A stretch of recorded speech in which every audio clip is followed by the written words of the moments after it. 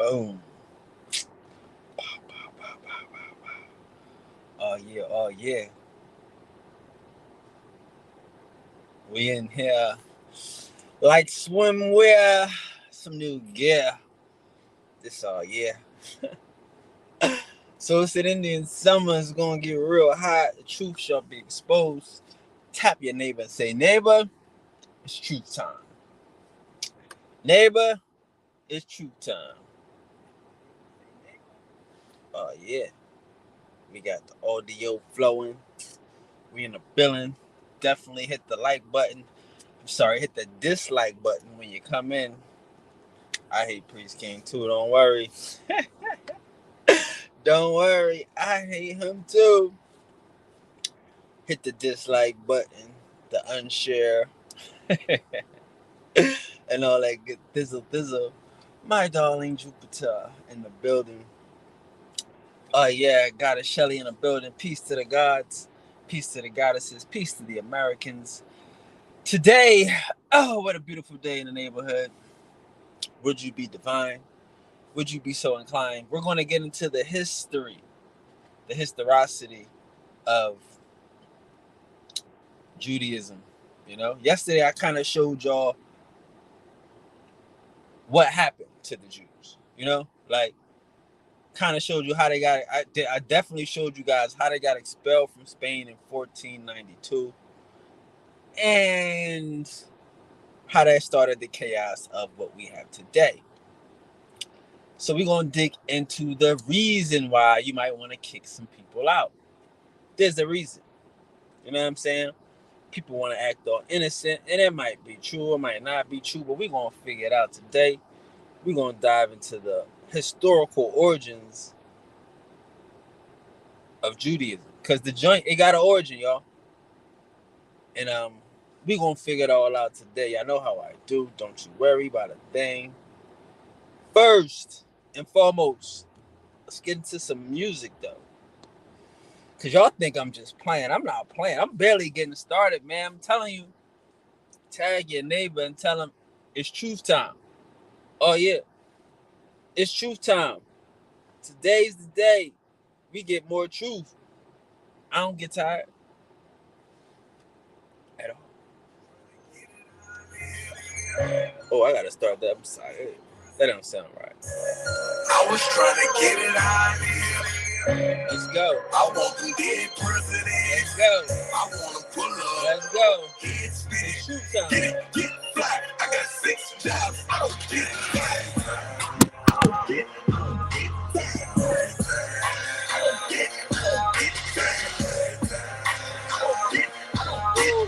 Get fly. I got 6 jobs. I don't get it. 4-time borders. Ex-guard said grind harder. From every time you ever fail, if it never fails, just grind smarter. Iron sharpen. You the dag on their hindquarters and they all acting. Rap game, I'm a pallbearer. Kill man, get a call after. First look, it was all after. Come on. They can't believe what they can't believe. Dive in the crowd, no safety holders. Got in the booth, no safety holders. Aiming, I shoot for the stars. Don't be a war, I ain't with no walls. Only meaning one thing, don't get time to go off. I was trying to get it out here. I want them dead presidents. I want to pull up. Get spit. Get fly. I got 6 jobs. I don't get it. I don't get that. I don't get that. I don't get that. Get fly. I got 6 jobs. I don't get it. I on a air mattress. We share a core. My hair never couldn't afford flights. No air travel. Still rice crispy like sand gravel. Walking testament of what can happen the moment you follow your heart. Keeping the faith even when it get dark. They can give up as I tell them get lost. 6 years ago I just purchased a car. Was like they're the one that you cannot afford. Right foot on the gas. Policy I can be accelerating. I'm doing the dance. Keep that I'm rich. Shorty be doing the shit and it's okay to say that she bad. Look to the right and I give her a glance. Don't be no break. Don't be no break. I was trying to get it out here. I want them dead presidents. I want to pull up. Get spit.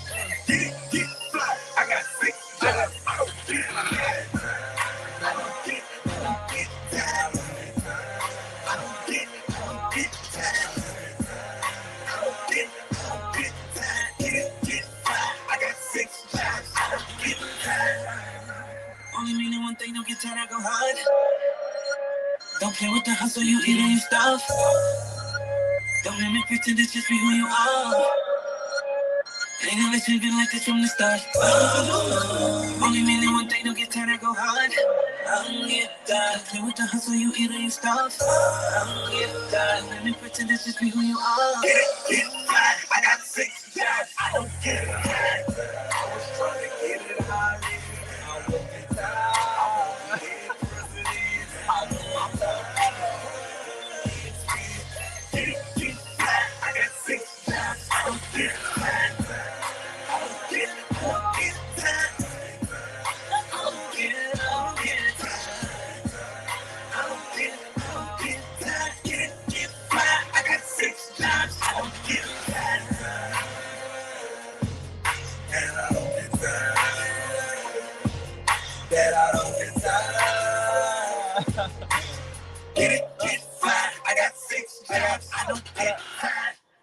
Yeah, I did.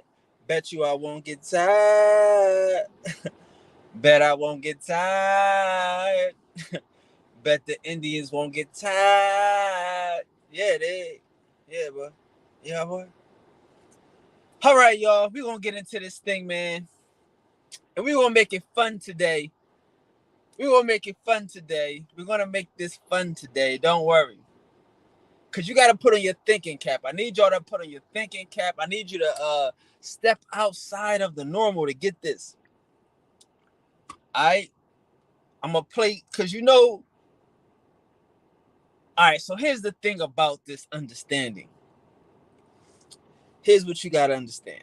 Before we get into this, let's make sure we got this whole thing premised. Forgive me while I premise this. Now, I'm not going to premise it. You know what we're going to do? We're going to let the old head premise it. Let's go right into this thing. Yeah, we're not going to do nothing. We're going to let the old head do it. But so, what we don't understand is how Judaism and Christianity came together. I tried to explain that to y'all yesterday. You got to watch yesterday to really get here. How the Jewish people put the Christianity. Whether you want to argue with me or not, you cannot argue. Put the Judaism and Christianity. It did. So we peeped that yesterday. I showed you that yesterday. But now I want to show y'all why they did it. But I'm going to let Walter Williams explain to you guys the whole understanding of what we got going on. So give me 1 second. Once you present facts, that ends the argument. Okay. Let's let Walter set up.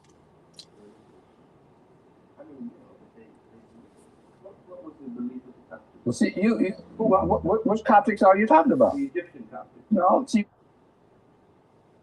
Give me 1 second. Traditional religious theology has nothing to do with realism or history. Okay, here we go. For Thomas Cranmer, who was the ecclesiastical spiritual advisor to Henry VIII. All right, so we're going to let Walter Williams show you. In 1583. Show you the hookup, right? That was... He's going to tell y'all the hookup. Now,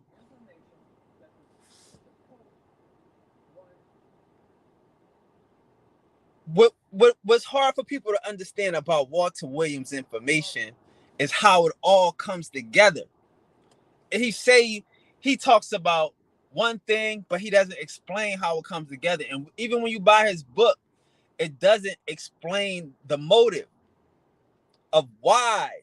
So I'm going to show you the motive. I want him to explain it, and it's going to be a little confusing, but I'm going to break it down what he's explaining. I'm going to show it all to you, line for line.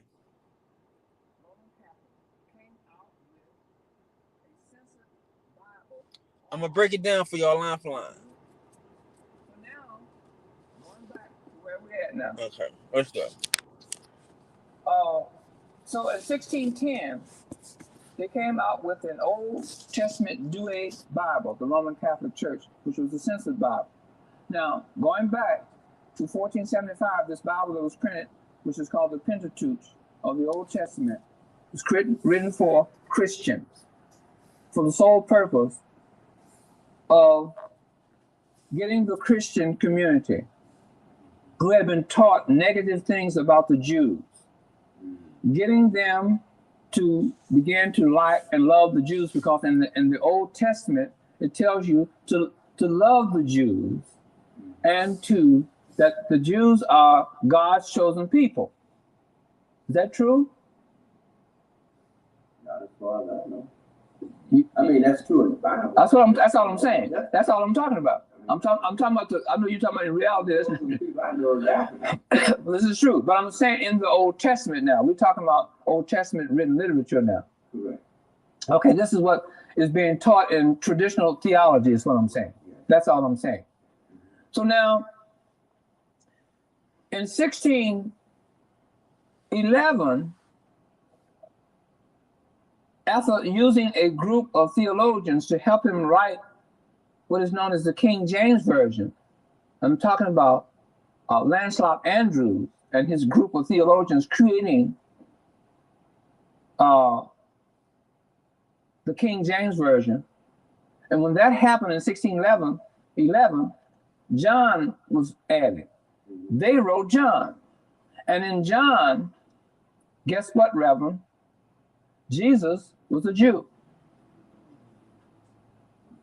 Because if you get a Bible concordance and you look up Jew in there, they refer you to Jesus being a Jew in John. All through John. Not in the other three Gospels. And that was done on purpose. No. Okay, so now yesterday, I explained to you why something like that might need to be done. You know what I mean? Why the Jews might want to be friendly with the Christians, because again, they start converting. They had to convert to Judaism. I mean, they had to convert to Christianity or be expelled. You dig what I'm saying? So that's the reason that when you come to 1611, you have a reason now for King James to put the Old Testament and the New Testament together and make Jesus a Jew. All right, we're not dealing with Christianity today. We're going to skip that. We're going to get into that on the next one. Today, we're dealing with the Jews. So understand, yesterday, I showed you why you might want to have the Christians on your side, because if they don't like you and they don't like what your culture, if they don't respect your culture, they might kick you out the country. So now, we still don't know who the Jews are. Because again, we dealing in history. We're not dealing in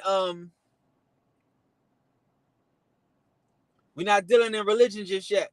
We want to know the actual history. So everything I'm telling you, it all ties into Spain. We're gonna say, don't worry. Mm-hmm. The Tamil. Of the who? The Tamil. What the Jews, what they call the Old Testament. What was that?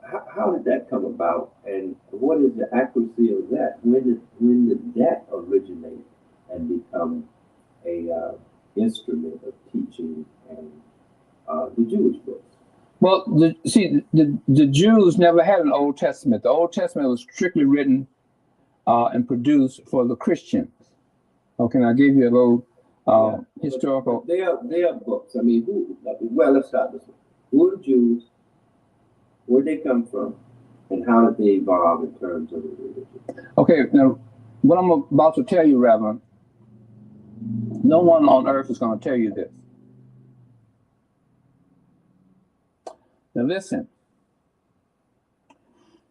Judaism, of the three major religions, is the third religion of those three. But they teach you just in reverse.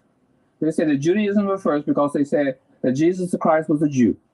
So Judaism was first. They say after the death of Jesus Christ, then came Christianity. And then they're going to tell you that Islam is a combination of Judaism and Christianity. Historically incorrect. Because I'm going to tell you now. You have to know the historical origin of Judaism. It was a man by the name of Solomon Bar Isaac,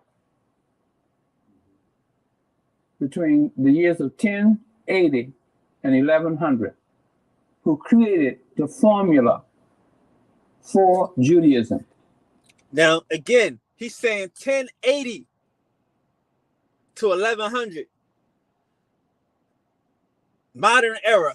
Again, all the stuff he's saying I'm about to prove. I just want to let him say it so I can prove it, so I can put it all together for us. My brother old head been saying this for a while. Nobody ever put it all together. But I'm about to, y'all know how I do. I explain it, make it like easy, make it like water, make it like a good movie. So we're going to let him lay it down, and then I'm going to put the flag in the ground. Like he said, he's the only person that can tell you this, and I'm the only person that can explain it to you. He said it, I'm going to make you feel it. Don't worry. By creating Sefer Hayasa literature. Sefer Hayasa means, Sefer means books, Ha means of, and Yasa means of the upright ones. Books of the upright ones. Who are the upright ones? Abraham, Isaac, Jacob. Okay? Those are your upright ones. Later they added Solomon and so forth and so on, and other names. Now, what did Rashi, who is Rashi? Rashi was a Lombard. Let me tell you this, I'm gonna make a statement. You never heard the statement before.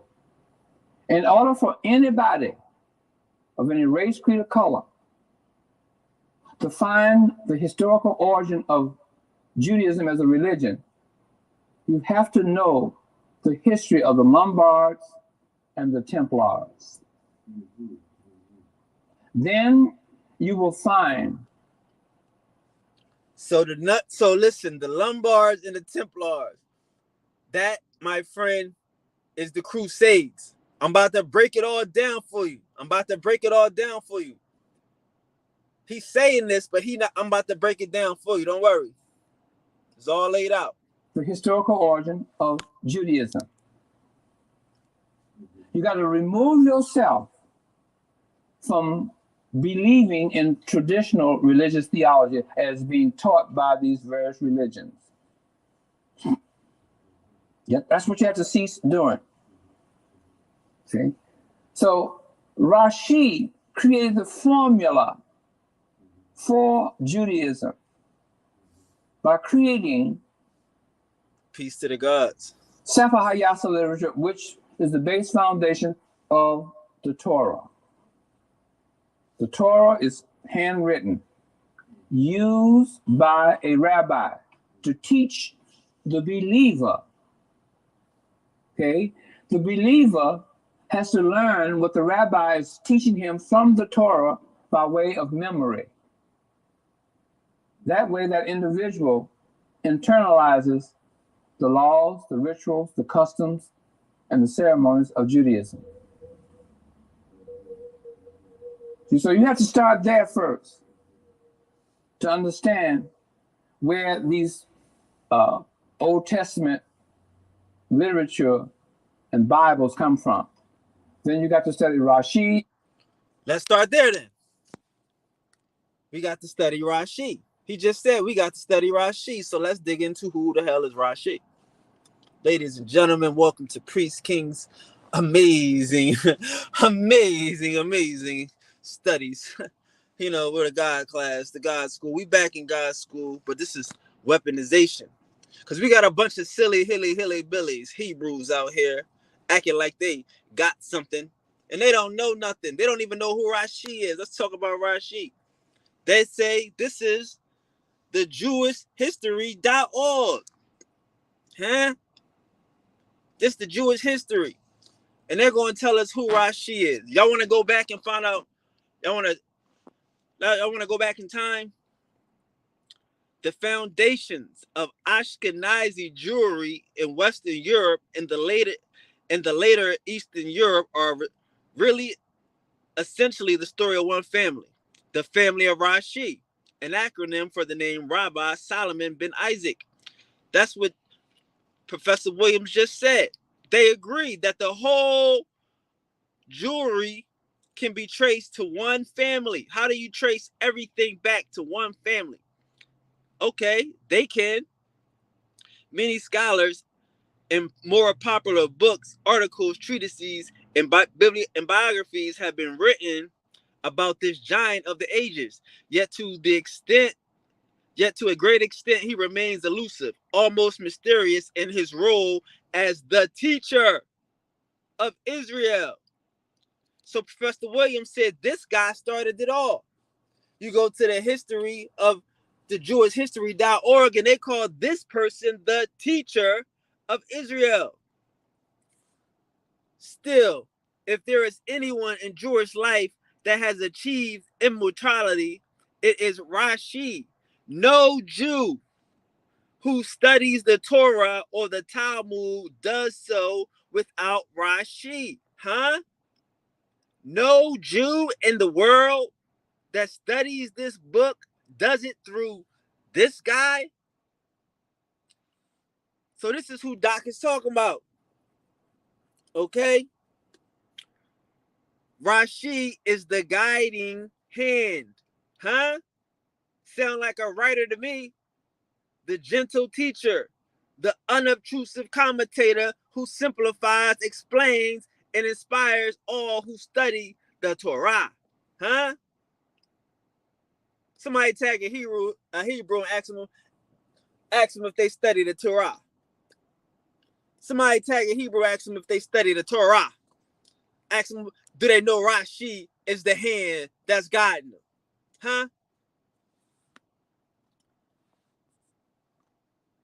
Tradition holds that he was a scion, a son of the royal family of King David.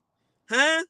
He was born in 1040 in the city of Troyes, which is about 25 miles from Paris and wine growing northern part of France. Now y'all got to pay attention because yesterday I told y'all what language they speak in the northern part of France. They don't speak what we call French in the northern part of France.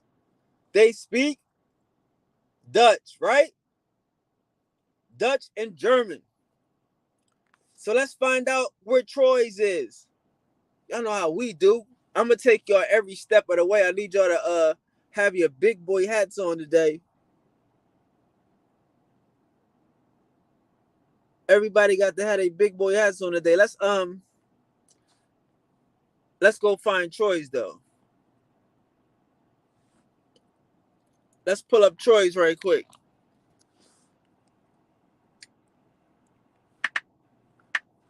Cause I got it ready for you. But I want you to see it this way. I'm gonna type in Troyes caves.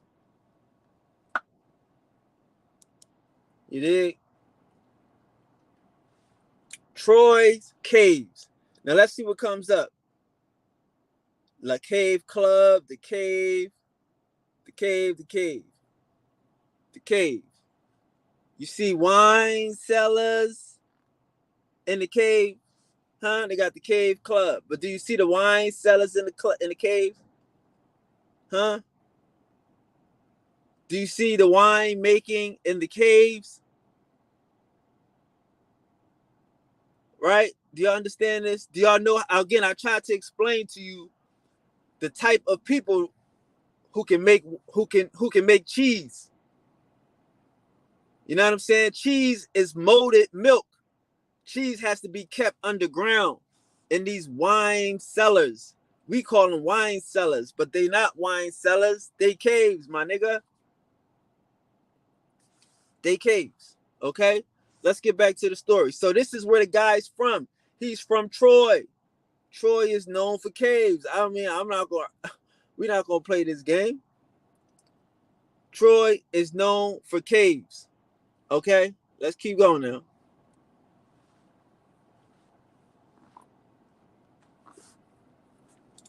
So now we know where Rashi is from now. He's from Troy. which is about 25 miles from Paris. Now, Paris is a fort at this time. Paris is a gated city. Okay. Indeed, Rashi was a vintner. I just showed you what that means. He was involved in growing of grapes and the manufacture of sale of wine. Even a cursory review of commentaries will reveal his immense knowledge of intellectual curiosity, not only Talmudic traditions, but all fields of human life and nature, including agriculture, animal husbandry, tool making, commercial laws, transactions, astronomy, anatomy, botany, rudimentary medicine, and mathematics. So this dude is like he's a Renaissance man in the 10th century. The establishment of the Jewish community in France and Germany in the 11th century is nothing short of miraculous. There probably were only 5 to 10,000 Ashkenazi Jews in the world at that time. The majority of Jews lived in Spain, North Africa, and Babylon. Babylon and the land of Israel. France, which was the leading Christian, which was the leading country of Christian Europe, was itself beset by many internal dissensions, many civil wars, and the inability to form a strong and lasting government due to the lack of a strong central government.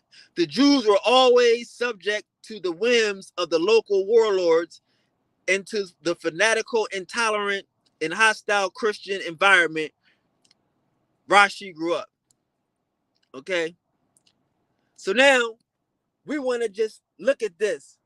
Go back here for a second, because at the time of Rashi in the 11th century, there's 5 to 10,000 Jews in the whole world outside of Spain. You see? Outside of Spain, there's only 5 to 10,000 Jews in the world. And they living in cave cities like Troy, like Shemev. You know what I'm saying? So let's go and find out what's going on in Spain, because they like to tell you all the Jews is from Spain.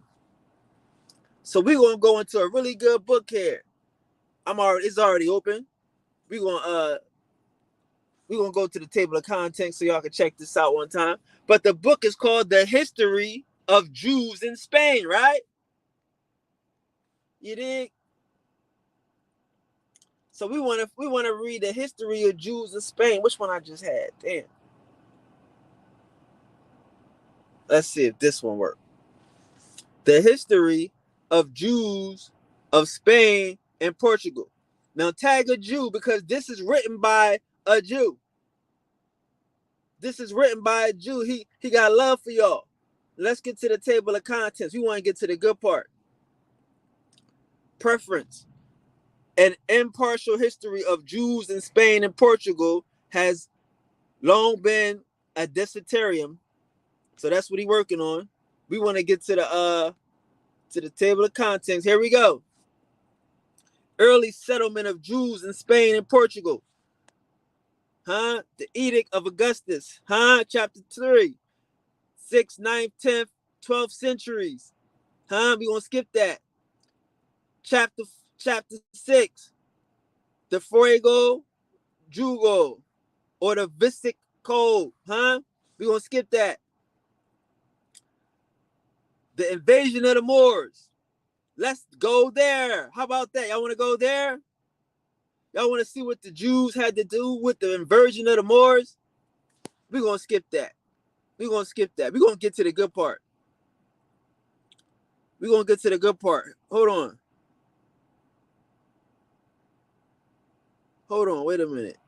We want to start at page right here. Here we go. Right here. The Saracens formed petty states. The kingdom, all right, see, this is what we got to understand before we get into this. Let's press it. We got to understand that Judaism is a way of thought. I'm showing you that these people they're wineries. They have food and they have jewels. Again, if you dig in a cave, You digging underground. If you digging underground, you might find some gems. You might find some gold. You see what I'm saying? So this is a culture of people that dig underground. They got caves for wine. They got caves for cows and for cheese. And they also finding gold. It's jewelry. Okay? So now let's dig into it. The Jews settled in every part of Spain. Under the counts of Barcelona, they were numerous. Pope Sylvester in 1002 assigned those of Girona to the bishop. Now listen to what I'm telling y'all. They're going to say a lot of shit like assigned. They're going to say shit like people quit. You know what I'm saying? Because you got to understand that the Jews are the farmers, not these Hebrew niggas. The Jews are the farmers. They got the food. They got wheat. They got to feed their cows, so they doing the wheat and all of this stuff. Okay? Don't get it confused. They know how to farm. They not these Hebrew Israelites that's on the corner begging for money. No, that's not these Jews. They got winery. Hold on, my bad. Give me a second. Let's let him say that part. You got to study Jacob ben Meir, who's Rabbi Tam. You got to study Moses Maimon, called Maimonides, who's called Rambam. You see, it's a process. You got to study the Lombards. You got to study the Templar. All of that. So now, back to where we are, because we study in the Lombards. You see, the Lombards is the winery. Rashi is a Lombard. He making money off the wine, the manufacture and the sale of wine. That's Rashi. He's a vintner. He is a vintner. You see it? That's how he get his bread. You see? So they taxing the people. They selling wine and spirits. You dig? All right, let's keep going now. So now, hold up, wait. Let's find out where Lombard is, because he's saying we got to study the Lombards. Hold on. I got so much stuff open and ready to bang. Hold on. I want y'all to see the Lombard region, and let's see if Troy is in the Lombard region. Lombard, France. Lombard in France, the commune in France, huh? Oh, hold on, I ain't fucking with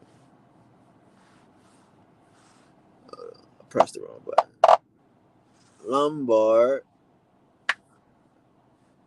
Right here, we're trying to press this one. Boop. There we go. We just want to see where it's at, because I'm going to explain all this to you in a minute. Let's just get the map popping. Let's take a second. We out here in the wind. Don't worry. But we doing it. We going to get the win. Peace to the gods. Peace to the goddesses. But Lombard is in the north of France. I showed y'all yesterday, that the people in the north of France don't speak French. Huh? How that work? I tell y'all, French is in American English, is American Indian language. You know what I'm saying? These niggas don't speak French. Huh? How they speaking French and they not English? They're not Indians. They speaking Deutsch and German. So again, we right up here in the north, close to the motherfucking, close to Dutch, to the Germans, to the Rhineland. Okay? We just want to make sure we know where that's at. That's where Rashi and his folks is at. Now let's get back into the story. We back in the first century, 10th century. For the pontiffs, which is the Catholic popes or the Catholic bishops, had assumed the power of deposing of them as they please. They are attached to these castles. They vassals. Moorish Spain, under the wise government of the Umayyad caliphs, had arrived at the highest degree of civilization through their toleration and protection afforded to the arts and sciences, agriculture and commerce. Pause. So now y'all gotta understand too. Everybody in my class know that when you got food and you got food, you got credit. So that's what I'm saying. Christians can't lend shit with credit. Christians can't charge you credit, but we all know that Hebrews and Jews can. You see what I'm saying? So they got a religion and everything that allows them to charge you credit. Now they're the only people growing food. They got the wineries, they got the cheeses, they got the meats, they got the wheat, and they charging you interest on the food that you buy. This is the Lombard. You see what I'm saying? So nobody else can do that but these dudes. So let's keep going. So yeah, they hanging with them, you know, they get money, right? The Eastern magnificence of their alcazars and mosques were beyond conception. Their description and that of Cordoba, their capital, can only be equaled by those of the Arabian Nights. Israel was at its zenith in the time of Solomon, so were the Mohammedans of Spain under Abdul Rahim the third. Like the wise king of Israel, the vanity of mundane glory, for at his death, among his papers was found this remarkable memorandum, written by himself. I have reigned 50 years, victory and peace, beloved by my subjects, feared by my enemies, and esteemed by my allies. Riches, honor, and pleasure await my call, nor does any earthly blessing appear wanting to complete my felicity. That nigga said, I did it all. There ain't nothing left for earth for me to do.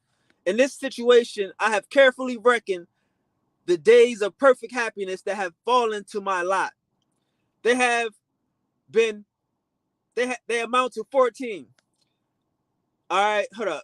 Man, appreciate hence the value of splendor, worldly enjoyments, and even of life itself. Place not thy dependence on this world. See, y'all don't, all right, so what, so, all right, Judaism at this time is just a thought. It's just philosopher. I'm about to keep showing y'all, all right? So this is just them showing you how the time was in 1090, around the time of Rashi, okay? The city of Nari had been erected by Don Garcia Jimenez, a Spanish noble, into an independent kingdom separate from Leon in 850. Ramirez in 1035 placed the crown of Aragon on his head. Castile first became united to Arichis and Leon. Portugal declared its independence in 1139. The Jews took no part in the unceasing struggle for power between the Christian monarchs and the Saracen chieftains. Again, they're lending money to both sides. They're feeding both sides. They work for both sides and they quit. On the death of Rabbi Hanek in 1015, one of the most distinguished of his disciples, Rabbi Solomon A. Levy, succeeded to the chief rabbinate of Spain with the title of prince. Now, again, there's no Spain. It's just little small cities in Spain that's not run by the Muslims, for which it may be reckoned that the government of the Jews was transferred from the banks of the Euphrates to the Iberian soil. So they trying to tell you that in theory, Israel is not even the capital of Jewry at this time. The capital of Jewry is now on the Iberian soil. You see that? Like, once in 1015, once these dudes took over Navarre, now the Jewish capital of the world is now in Spain. Do you see how that worked? The government of the Jews was transferred from the banks of the Euphrates to the Iberian soil. So the trick is there wasn't no fucking Jew, no government in the Iberian, in the Euphrates. But we're gonna get into that. Owing to the intensifying wars between the two rival Moorish chiefs for supremacy, Many of the inhabitants quitted Cordoba. You see how they use that word quitted? Like left. They just leave. They not slaves. They work. They grow food. You know what I'm saying? They grow wine. These niggas is craftsmen. You see? So they quit. Some went to Saragossa, others to Toledo, and Rabbi Solomon I. Levy to Malago, where he kept a druggist shop. His profound knowledge of Arabian literature and his beautiful writings brought him to the notice of Algarve, the prime minister of Habis, peace to the gods, of Granada, who made him his secretary, and on his deathbed recommended his sovereign to be guided by him. In 1020, he was raised to that post, and in 1027 secured the crown to Baram, the eldest son. So these niggas in there making deals. And they in there making deals. Now you see they not talking about no Bible yet. Nobody's mentioning the Bible. They're not reading from the Bible. They're not quoting no Bible. They just talking business and wine and cheese. You see?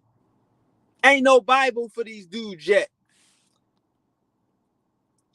But, hold on. His charity was not confined to Spain, but extended to his brethren in Africa, Egypt, and the Holy Land, right? Being exceedingly wealthy, he purchased many copies of the Talmud, Mishnah, and other religious works. Got him. You see this right here? You a wealthy man. He purchasing copies of the Talmud, the Mishnah, and other religious works. Not the Bible, not the Torah, not the Tanakh. You see? See, this is what old head is trying to tell us. That there wasn't a Bible. The dude created the Bible based upon some ideas. And I'm going to show you why he had to do it. At the time, they had the Talmud. Because again, let's go, what is the Talmud? See, this is how they confuse us. What's the Talmud? That's the search. What is the Talmud, right? Because we don't know, like the Hebrews on the corner, they act like the Talmud, they don't exist. They stuck in the Bible. Them niggas dope fiends. They on the drug. They don't know the origins of the thing. They just caught up on the get high. So they don't study the Talmud. But what is the Talmud? The Talmud is a record of rabbinic debates in the 2nd through 5th century of the teachings of the Torah. False. Both trying to understand how they apply in seeking answers for their situations by themselves. Sorry, the situations they themselves were encountering. Understand that the Talmud is not about Moses. Is not in the Talmud.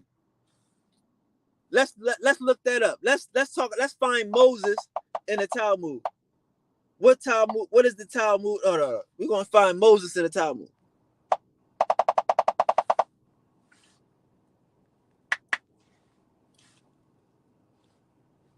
Moses.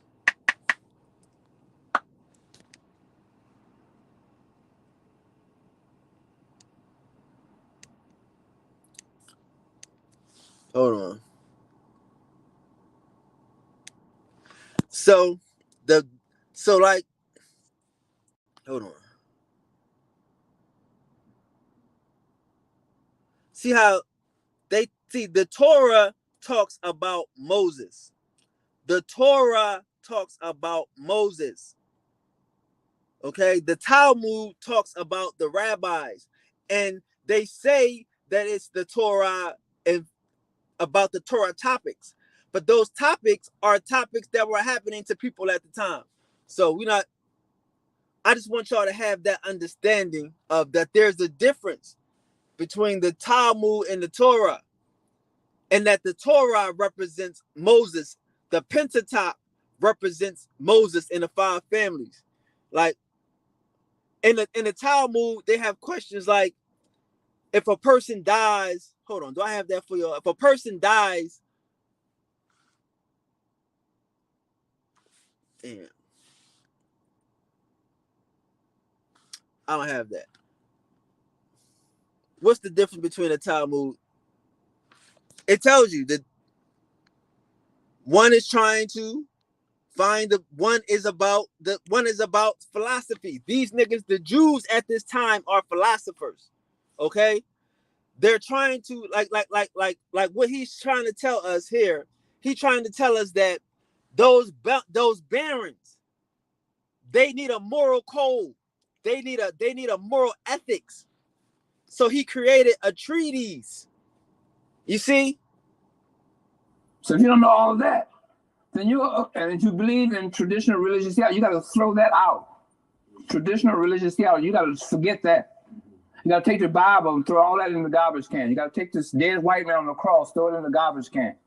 You got to clear and clean your system out of all religious ideas, beliefs, and thoughts and everything, and start all over again. Because it's not religion.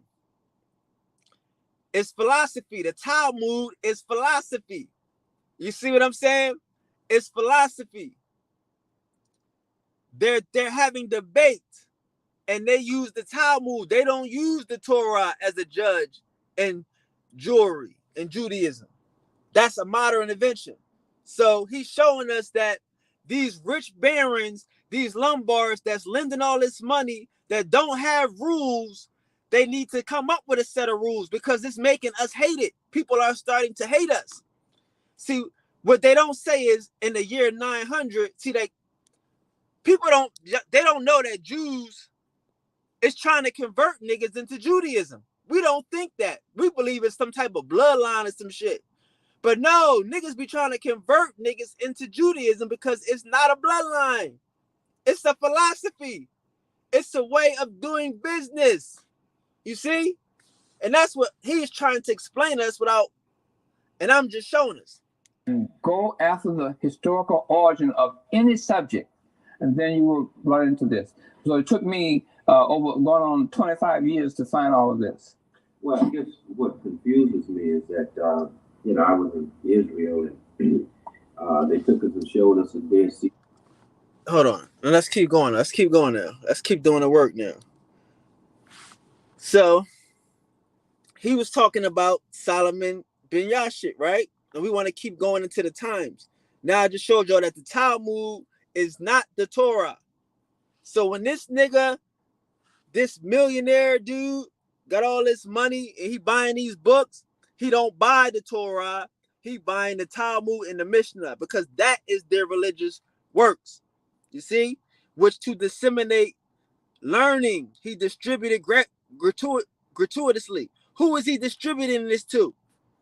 You see what I'm saying? Like, they make you think that Jews don't be soliciting. They make you think that Jews ain't been on a corner for 1,000 years pushing that old bullshit, right? Since the 1000s, they've been on a corner pushing this, disseminating learning. They distributing this Talmud and this Mishnah gratuitously. His fame and renown attracted many Jews to Granada from all parts of Spain. You see? So now, not only do we got the Jews we already got, we getting more Jews, more money lenders. We're not worried about if they living in a cave or not. It don't matter. They charging taxes and they charging interest for bread, milk, and butter, nigga. You see? His son, Rabbi, and again, Rabbi just means Don. Don means rabbi, father, that's it. These just a slick way of saying Don. That's all they trying to be, is slick. His son, Rabbi Joseph, succeeded to all his titles and posts of honor. But unlike his father, whose mildness of disposition and humility had gained him universal esteem, Rabbi Joseph was haughty and proud. And although he was very charitable, he had raised himself many enemies among the grandees who were jealous of his wealth. You see? Wealth, power, and obstination. A conspiracy was formed. Now watch this, y'all. a conspiracy was formed against him, and at the same time, a fanatical zealot sought to convert Mohammedans. Do y'all see this? So, at the same time, a fanatical zealot sought to convert Mohammedans. This assisted the conspirators, for although the madman was hanged, and Rabbi Joseph assassinated the enraged population in December 1068, murdered 1,500 Jewish families. Hello. Are y'all paying attention here? Are y'all paying attention here? Why aren't they talking about this?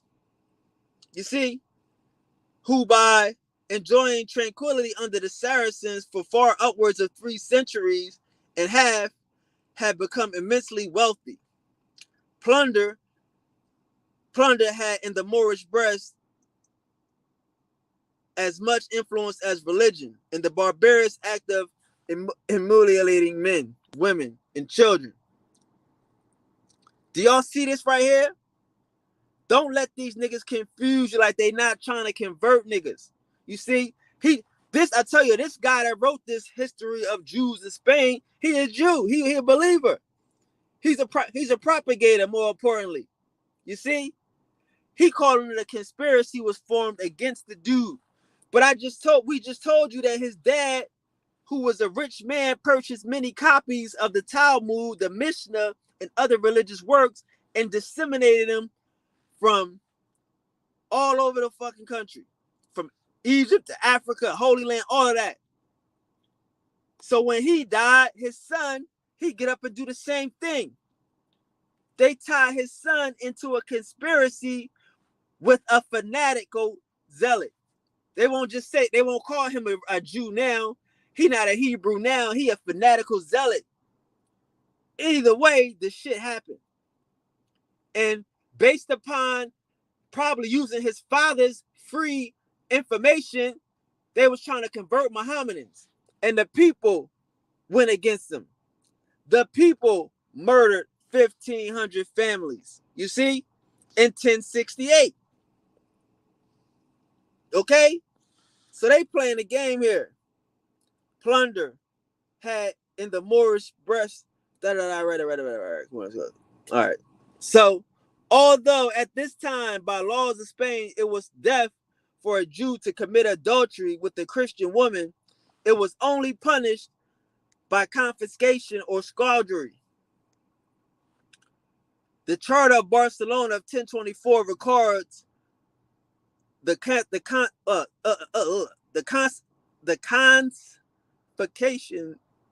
convocation of an estate at the foot of Mount Juic, belonging to a Jew named Isaac, convicted of adultery with a Christian woman.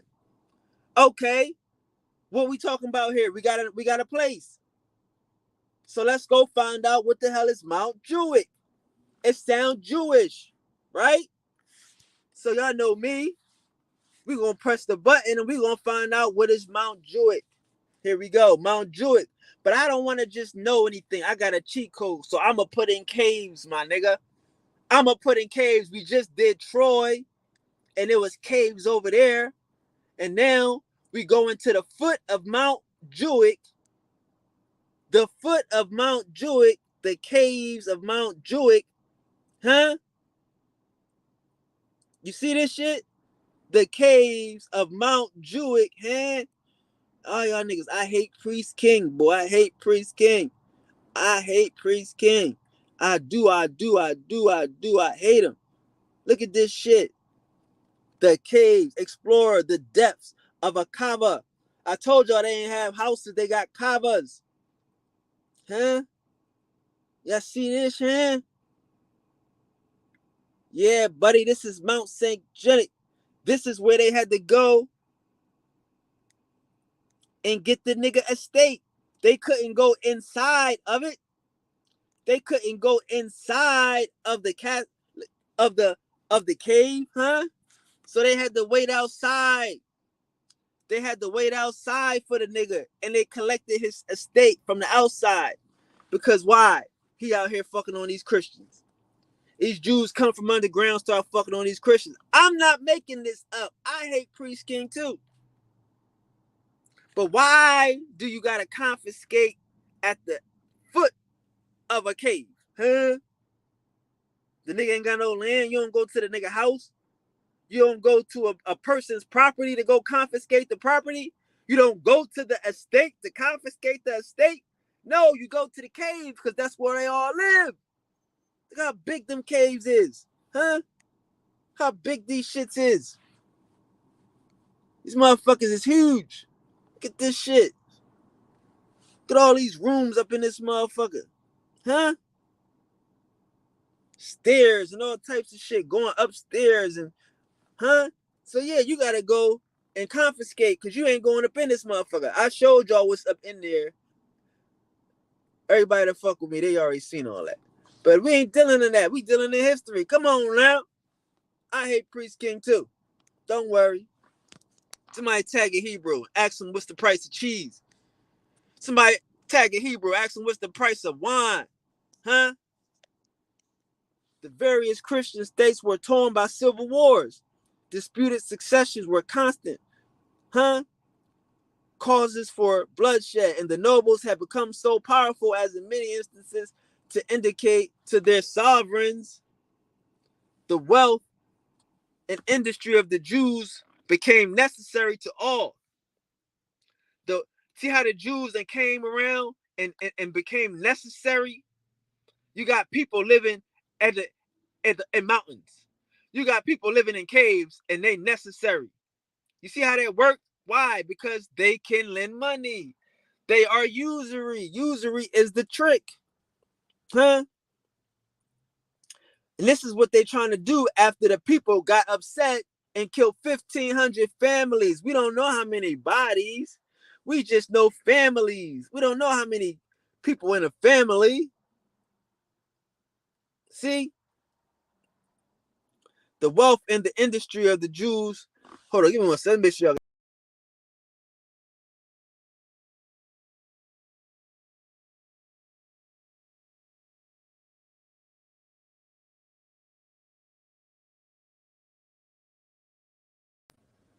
Oh, yeah. We Gucci.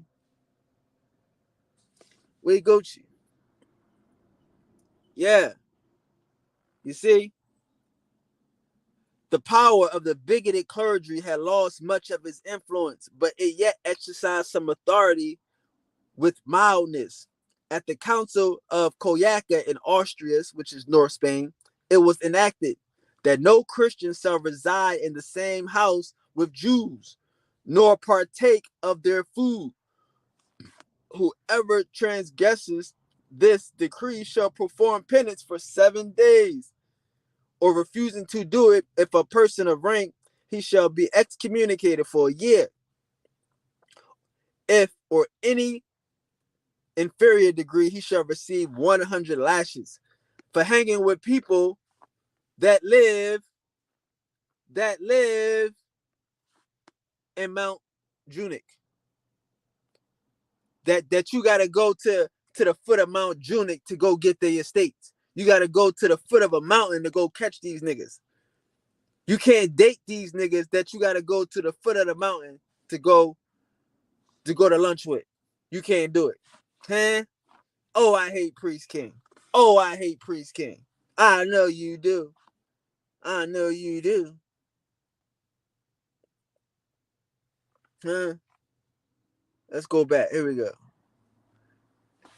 Don Sacho Ramirez, having in 1070 people Estalia.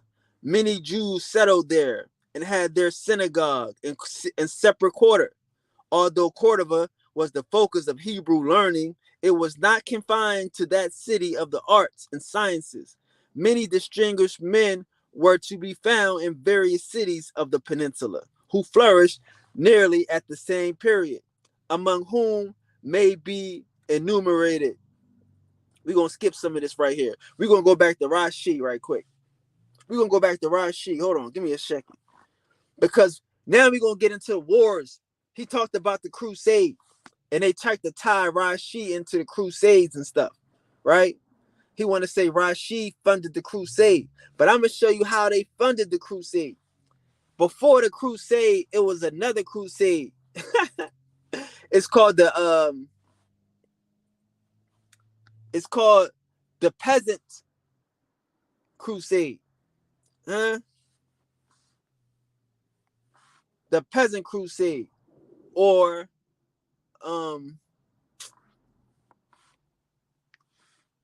the People's Crusade, right?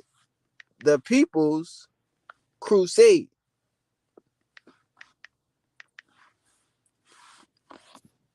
We just gonna let Wikipedia. This ain't a big deal. We just gonna let Wikipedia tell us about this. All right. So the People's Crusade, right, was the beginning phase of the First Crusade, whose objective was to retake the Holy Land and Jerusalem, in particular from Islamic rule. In 1095, the head of the Roman Catholic Church, Urban II, started an urge for the faithful Christians to undertake an armed pilgrimage to Jerusalem. The People's Crusade was conducted for roughly 6 months, from April to October. It is known as the Peasants' Crusade, the Paupers' Crusade, or the Popular Crusade. So that's what that was. But let's go see how did this have to do with the Jews right quick. You know? I'm gonna show y'all who these are, but let's find out what this got to do with the Jews.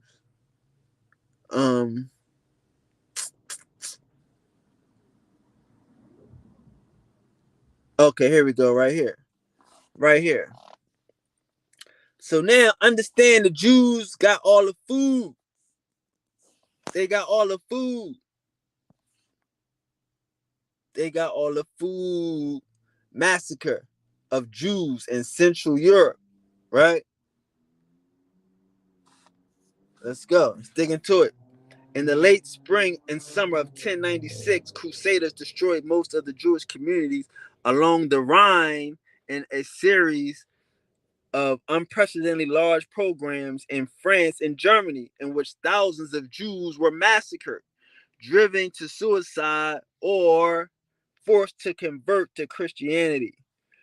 12 Jews were murdered in Speyer, where the bishop saved the rest of the Jews. But in Worms, the Worms massacre, some 800 were murdered. In Mainz, over 1,000 Jews were murdered, as well as in Trier, Metz, Cologne, and elsewhere. Others were subjected to forced baptism and conversion. The preacher, Falkmar, and Emicio of Florin were the main inciters and leaders of the massacre. The major chroniclers of the 1096 killings are Solomon Bar Simon and Albert of Action. Okay. You see that? So this is France and Germany. Now I wanted to take us out of Spain right quick, so we can see what's going on in France and Germany now. You see what I'm saying? So we just left Spain because, again, all of these cities that he just mentioned are Jewish towns, and I'm about to show you all what type of town they are. They are in France. These are French towns. Speyer, da da da. Now, who are these? Who are these? The People Crusade. I want y'all to take a good look at this picture. I want y'all to take a good look at their face. Here's the picture. Here's the picture of the crusade, right? These are the Crusaders in white. They're fighting against the Saracens in armor. So look at the face of these Europeans. Look at the face of the Saracens. You see?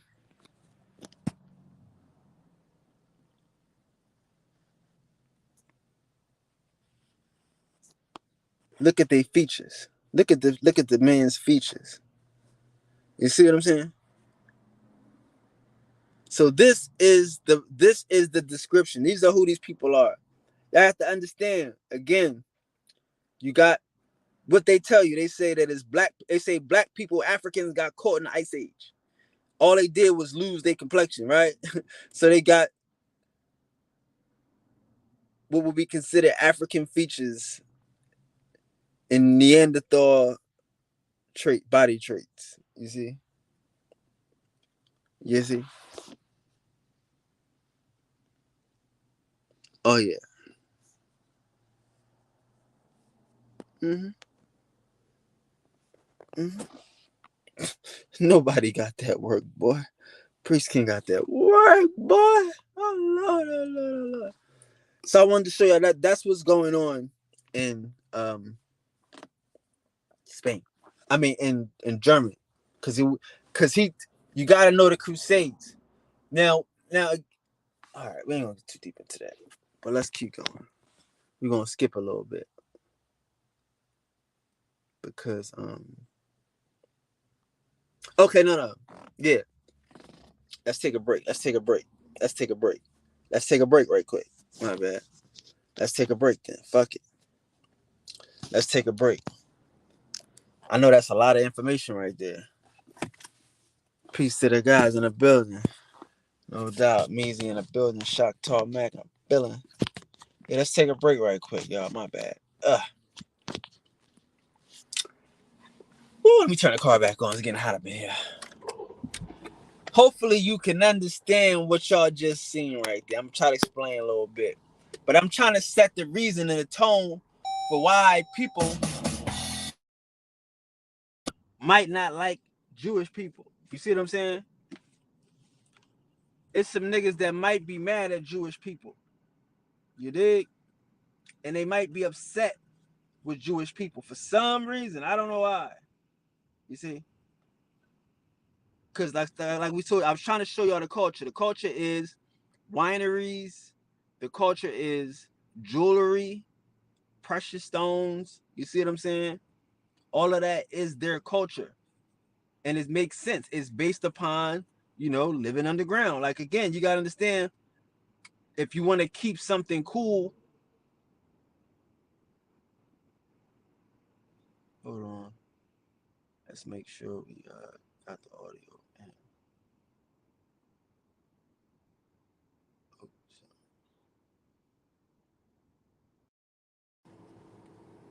If you want to keep something cool,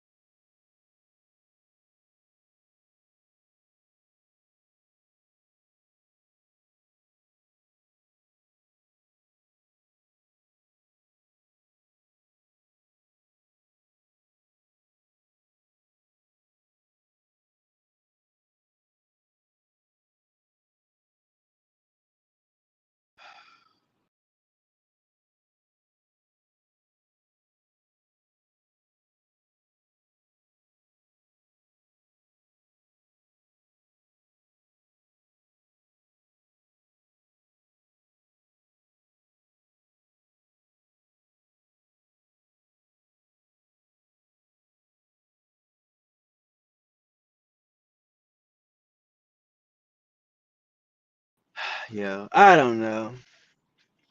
I don't know. Hopefully something plays. I don't know. We'll work it out. They'll work it out. Hopefully y'all can still hear me. I can't hear me. Ain't nobody say they can't hear me. I'm sure somebody will let me know. I hope somebody will let me know.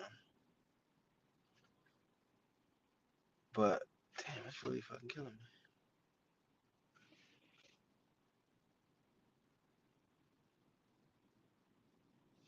Let's make sure.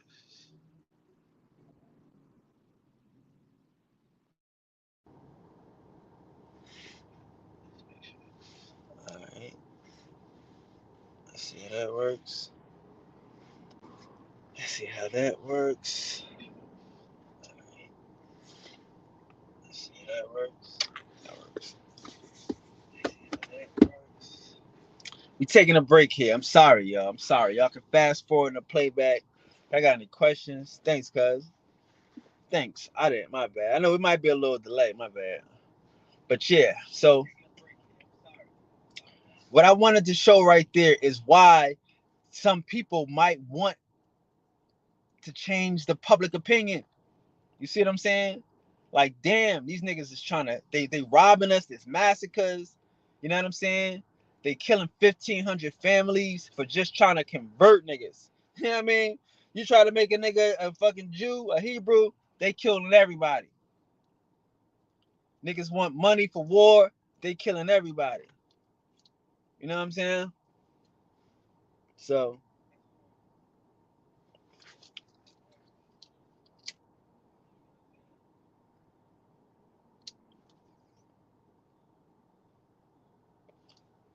you know,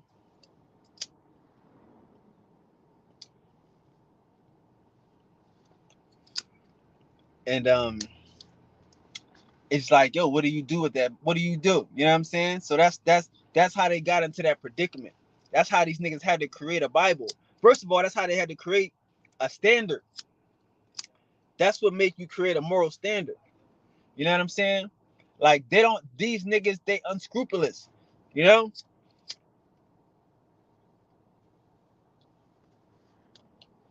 So I just showed y'all that they use the Talmud, they don't use the Bible. They was trying to be philosophers. They was trying to bring people into their philosophy, and it wasn't working, right? Because in their philosophy, you get to lend money with interest. Not only do you, like, again, it make more sense if you're gonna be a farmer, if you can get banking money too. You know what I mean? You get interest off of what you sell. That makes more sense. So they was trying to get people on their side. People was killing them. The Crusades is basically against them. You know what I'm saying? Basically, that's what they were saying. Like, you ain't gotta go nowhere to kill the enemy and shit. The enemy is right here. So that's what they did with that part. Now you get to see why you might want to create a Bible, why you might want to influence Christians to accept Jews and accept the Judaism that they pushing and promoting. You know what I'm saying? It ain't gotta be a real thing. It just gotta be, it just gotta be promoted and marketed. You know what I'm saying? Peace to the guy. Shop is in the building. He might be a little late. You dig what I'm saying? Hit the dislike button, y'all. Don't forget to hit the dislike button. We all know y'all hate Priest King, just like me.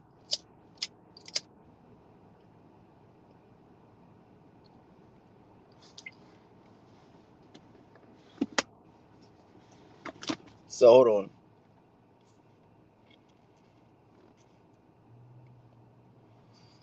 Let's let old head say his spill again. We're gonna finish up. Cause he mentioned some people. Um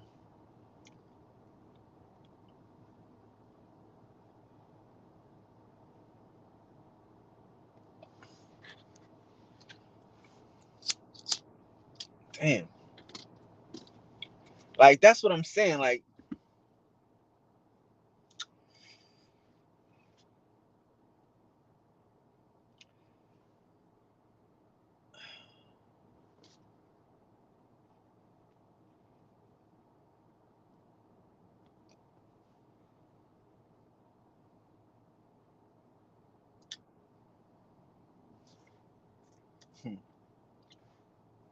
that shit crazy.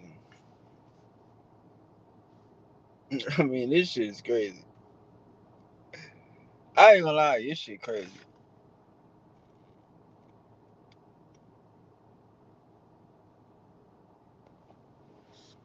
That shit crazy.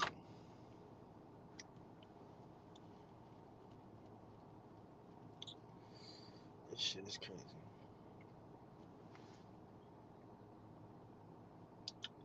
This shit is crazy.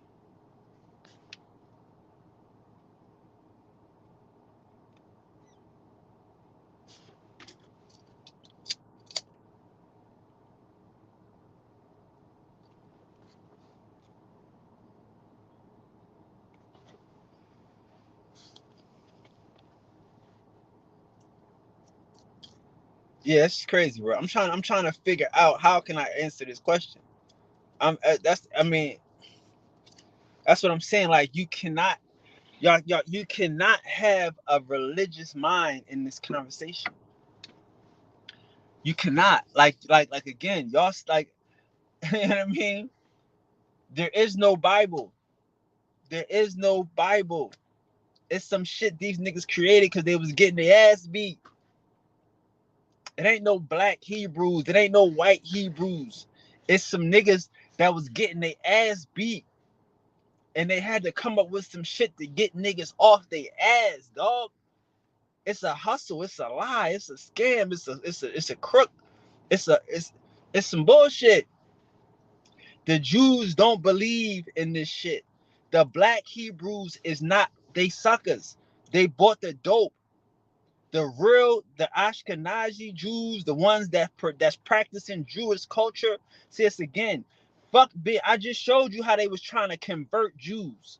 I just showed you how it didn't have nothing to do with a bloodline. You see what I'm saying? In Spain, where they talking about the black ones was at, the Sephardics, right? In Spain. You can say black or white. I'm not dealing with that. I'm telling you, all these motherfuckers is black to me. I just showed you the white motherfuckers and they drew and they look like black people to me. Right? Look like African features to me. So that's what I'm saying. We got to get out that mindset. There ain't no that the black Hebrew Israelites is fucking stupid.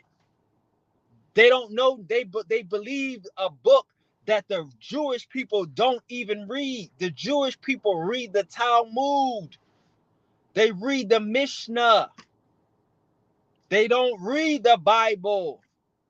You see? The Bible is for Christians because Christians is killing Jews because Jews don't believe in what they believe in. So fuck it. Let's make the Christians think that the Jews are their friends so they won't kill us. Because the Jews don't believe in the same. Like, that's what I'm saying. Like, it's hard to get that understanding because niggas think that they so smart that no, the white boy stole this from us and the white boy took this. No, the white boy came in late.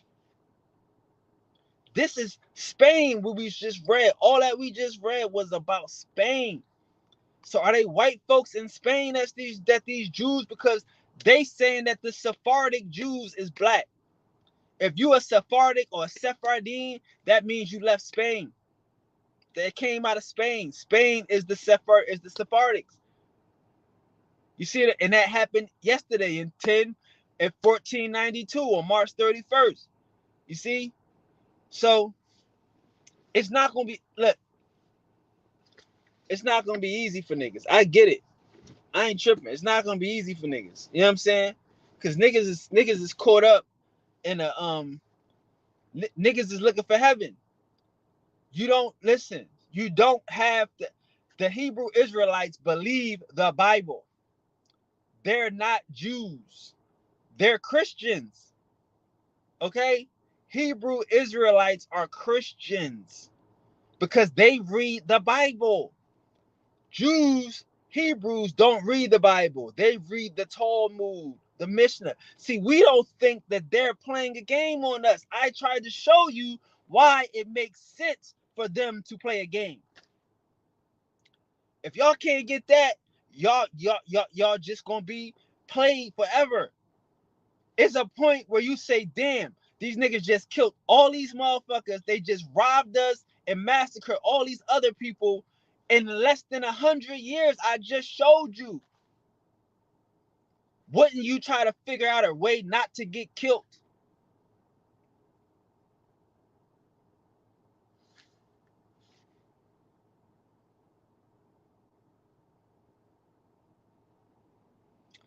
It's not legit.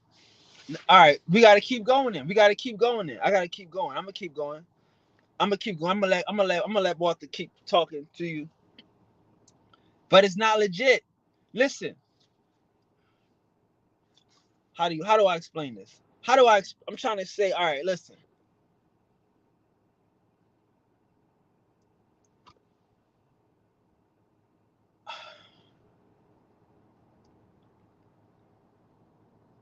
Even if you looking for Israel, you're not looking for Jews, my nigga.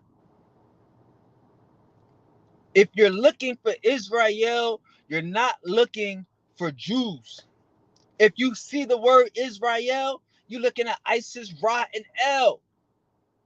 You're not looking at Judaism, and you're not looking at Hebrewism. Hebrewism has a culture, my nigga. Again, that's why I wanted to show y'all where these people live. Don't say, okay, these niggas is from Philly, and y'all don't show me Philly. Y'all don't talk about a cheesesteak and water ice.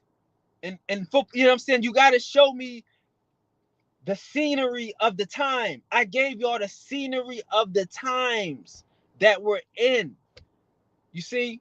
So now, what I showed y'all yesterday was what happens when they got kicked out. Now they got kicked out the country. They actually moved to all of these other cool places. Like, they moved to Egypt. Like, the nigga is a nigga named Moses. See, all right, y'all get fucked up over these names. Moses, Solomon, and all this old shit. That make you think of a Bible. Niggas named Ben Isaac and all this shit. And make you think of but again, I just showed you where they live. You gotta show me a winery that's not underground. You gotta show me somebody that's making cheese that's not underground. You gotta show me somebody that got gold, silver, and diamonds that's not underground. I don't want to hear about no fucking books in a, you know what I'm saying? Let's talk about culture. All of that shit can be fraudulated. It's a system. The only people that validates their shit is their system. No one agrees that the Stella is a legit, but their system. You see what I'm saying? When we go back to the history and the dates, they got to go confiscate this nigga property at the foot of a mountain. I didn't make that up. They made that up. We just did the research and found out, well, what the fuck kind of mountain is this? Let's look up this mountain. You see? So, like, again, how far would you go to keep your bills, to keep your situation?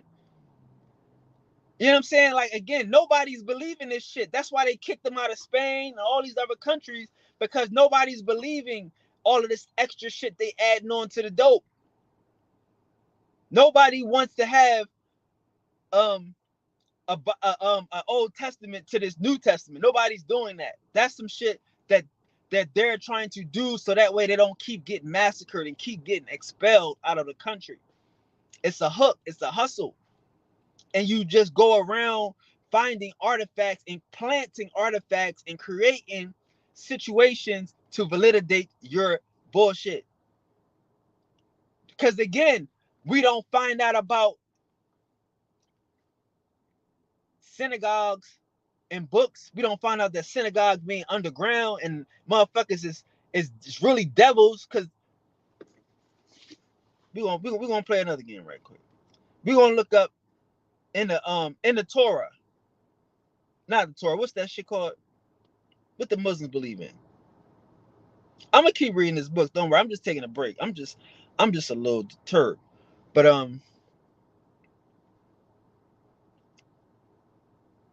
I didn't say the Hebrews created the Bible in 1492. Hold on. I didn't say that. I forgot I was even looking up. I forgot I was looking up.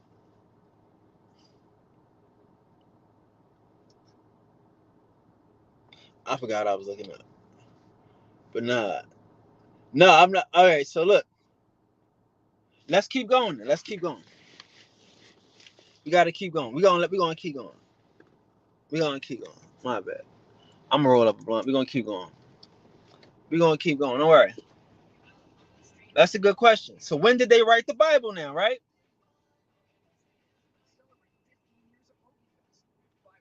So I gotta let him say these names again. You know what I'm saying? These manuscripts Because he And then you will run into this. So it took me over going on 25 years to find all of this. Well, I guess what confuses me is that, I was in Israel and they took us and showed us the Dead Sea Scrolls, and they said that these manuscripts went all the way back to before Christ, found in a cave there. Um, is that true? I mean, in terms of your research, um, would those documents, which were supposed to have been on,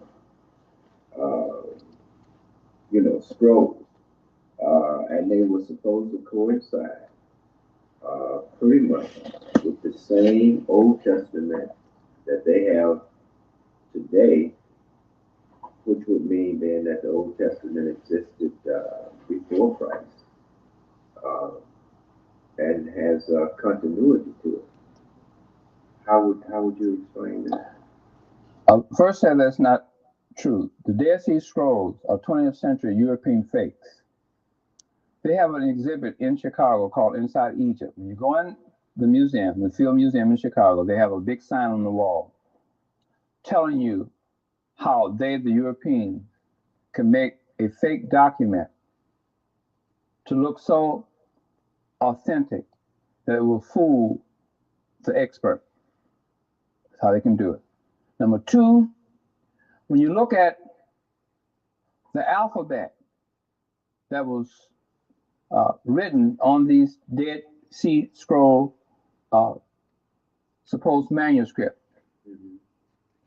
that alphabet is called by the European scholar community as Old Hebrew. And what they did, they took your ancestors, the ancient Egyptians, phonetic alphabet, and they called it Old Hebrew. And they created a stone called the Salam inscription, which is a fake. They made it. Okay? And they can create all these things. If you go into the University of Chicago, Johns Hopkins University, all these universities anyway, go down in their basement, they create what they want to create. The archaeologists, they go over in these countries and they dig in the ground. And you know what they do at night, Reverend? They plant certain artifacts. Now, I have evidence of that because there was a male and a female archaeologist complaining to the Archaeological Society of the methods of how they, at these digs, how they, in the middle of the night, go there and plant artifacts to be found the next day. This is Europeans reporting on Europeans, some of their trickery. But getting back to the Dead Sea Scrolls. So this supposed Hebrew alphabet is ascribed. I mean, I hope that kind of answers your question a little bit. You know what I'm saying about that particular part. I don't know. Hold on. I hope that answers your question a little bit about the Let me get into the dizzle. To being the alphabet that was created by Rashi. Rashi is late 11th and early 12th century individual. Now these Dead Sea Scrolls have been dated back during the BC time. Correct. Coming from the caves, the Qumran caves in and around the Dead Sea. Right. Scrolls have been written by the Essene Society. Okay? That's not true. It's never been in the same. That's it. Yeah. Essene. Okay. However you want to say it. Never been one. Right? Okay. Now, what I did was to prove to myself that the Dead Sea Scrolls were European fakes. I went over to a university class. I took a class at you said Corey Mayo did what?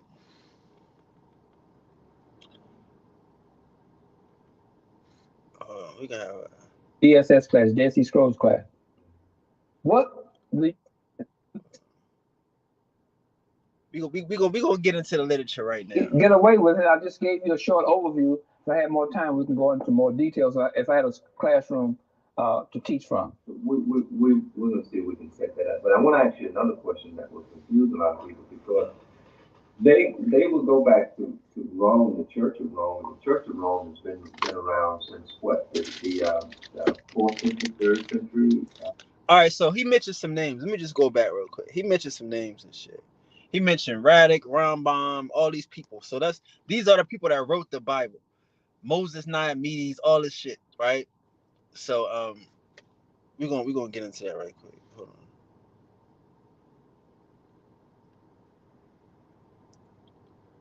I'm gonna break that down for you. I'm gonna take you on that trail and shit. Scrolls. Who's saying put the link in? E-Money Bags, that's E. E saying drop the link. Pretty much with the same Old Testament that they have today. Hold on, my bad. We're gonna get into it because the guy's name is Rashi. I showed y'all Rashi. I want to show y'all these other people, how they fit into history. Like, again, Can I have a sip? Paleo Hebrew script. Nah.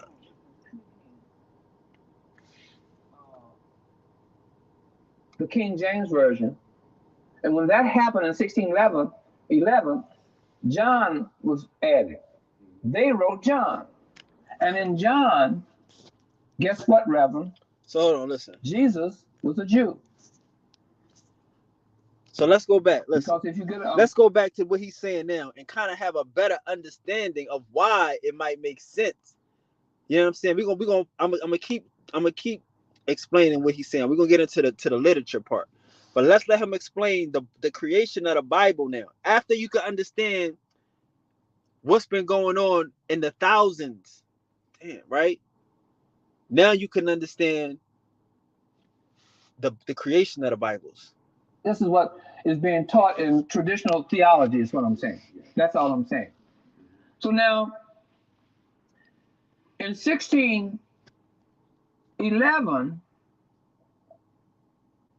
after using a group of theologians to help him write what is known as the King James Version, I'm talking about Lancelot Andrews and his group of theologians creating. My bad, hold on. Let's go back a little further. You see? So now, going back to where we're at now. So in 1610, they came out with an Old Testament Douay Bible, the Roman Catholic Church, which was a censored Bible. Now, going back to 1475, this Bible that was printed, which is called the Pentateuch of the Old Testament, was written for Christians, for the sole purpose of getting the Christian community who had been taught negative things about the Jews, getting them to begin to like and love the Jews, because in the Old Testament it tells you to love the Jews, and that the Jews are God's chosen people. You see what I'm saying? Like, does that make more sense now? He's telling you the motive. He's giving you the overall. I just showed you the actual happenings. Why they want you to love them now. You see? He's explaining to you what they did. I showed you why they did it. It don't have to be anything other than but niggas is fighting for their life. He's not explaining that to you. I just showed you the massacres, the murders. You know what I'm saying? These are people that are fighting for their lives. And on top of that, they think the regular people are stupid. You gotta understand, they playing usury game. These are the bankers. These are the bankers before the bankers. So they not gonna lose to no people that they fleecing. They're not gonna lose to no customers, to no fiends. You see what I'm saying? The church, everybody's buying from them. So they're not gonna lose to them. They're gonna figure out a way to beat them. And the way to do that is Christian community who had been taught negative things about the Jews, getting them to begin to like and love the Jews, because in the Old Testament it tells you to love the Jews, and that the Jews are God's chosen people. Is that true? Not as far as I know. I mean, that's true in the Bible. That's all I'm saying. That's all I'm talking about. I'm talking about I know you're talking about in reality. I know that. Well, this is true. But I'm saying in the Old Testament now. We're talking about Old Testament written literature now. Correct. Okay, this is what is being taught in traditional theology, is what I'm saying. That's all I'm saying. So now, in 1611, after using a group of theologians to help him write what is known as the King James Version, I'm talking about Lancelot Andrewes and his group of theologians creating the King James Version. And when that happened in 1611, John was added. They wrote John. And in John, guess what, Reverend? Jesus was a Jew. Because if you get a Bible concordance and you look up Jew in there, they refer you to Jesus being a Jew in John.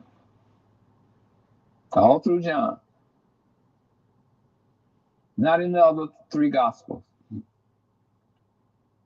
And that was done on purpose. No. The motive, you see? Mm-hmm. Do you see? It was done on purpose. I showed you the motive. He's telling you the motive. I just showed you the motive. Survival. To keep eating off the people.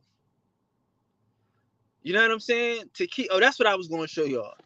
That's what I was. Because again, y'all want to act like a devil is a bad thing, but no, that's in their thing. They know. Listen, devils and divers.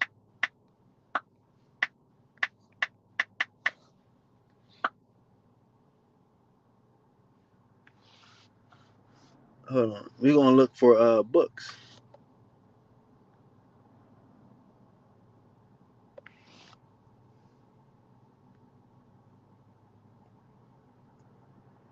Hold on, let me do it another way. Is that how you spell it?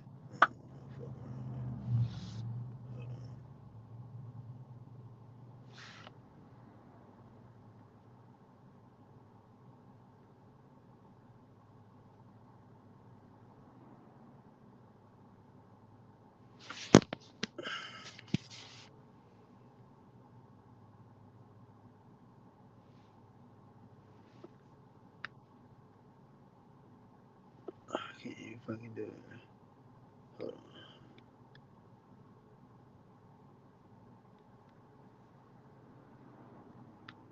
on. I don't know. Fuck it. Forget it. Here we go. And also the devils, every builder and diver. You see, like the word devil just means these niggas that live underground, bro. I know it's hard for people to understand that shit, but a devil is a person that lives underground. A diver is a devil. A miner is a devil. A miner is a person that lives underground. It's the same shit. But let's keep going with this history of Jews in Spain, because now we're gonna get into the people that wrote the book. Now, they get all of these people are rich barons. These are rich barons. Rabbi Alaman ben Yahi, surnamed the Prince, born in 1070, was much esteemed. These is rich people. Let's keep going. We're gonna get to the good part. We're gonna get to the meat. You know, at this period, Cordoba boasted of 5 sages, all having the name Isaac. Let's skip that. But we just showed you the other nigga, Moses, what his name? Shalaman bin Isaac. Yashi.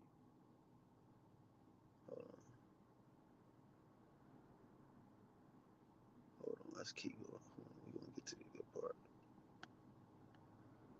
the good part. Chapter 7.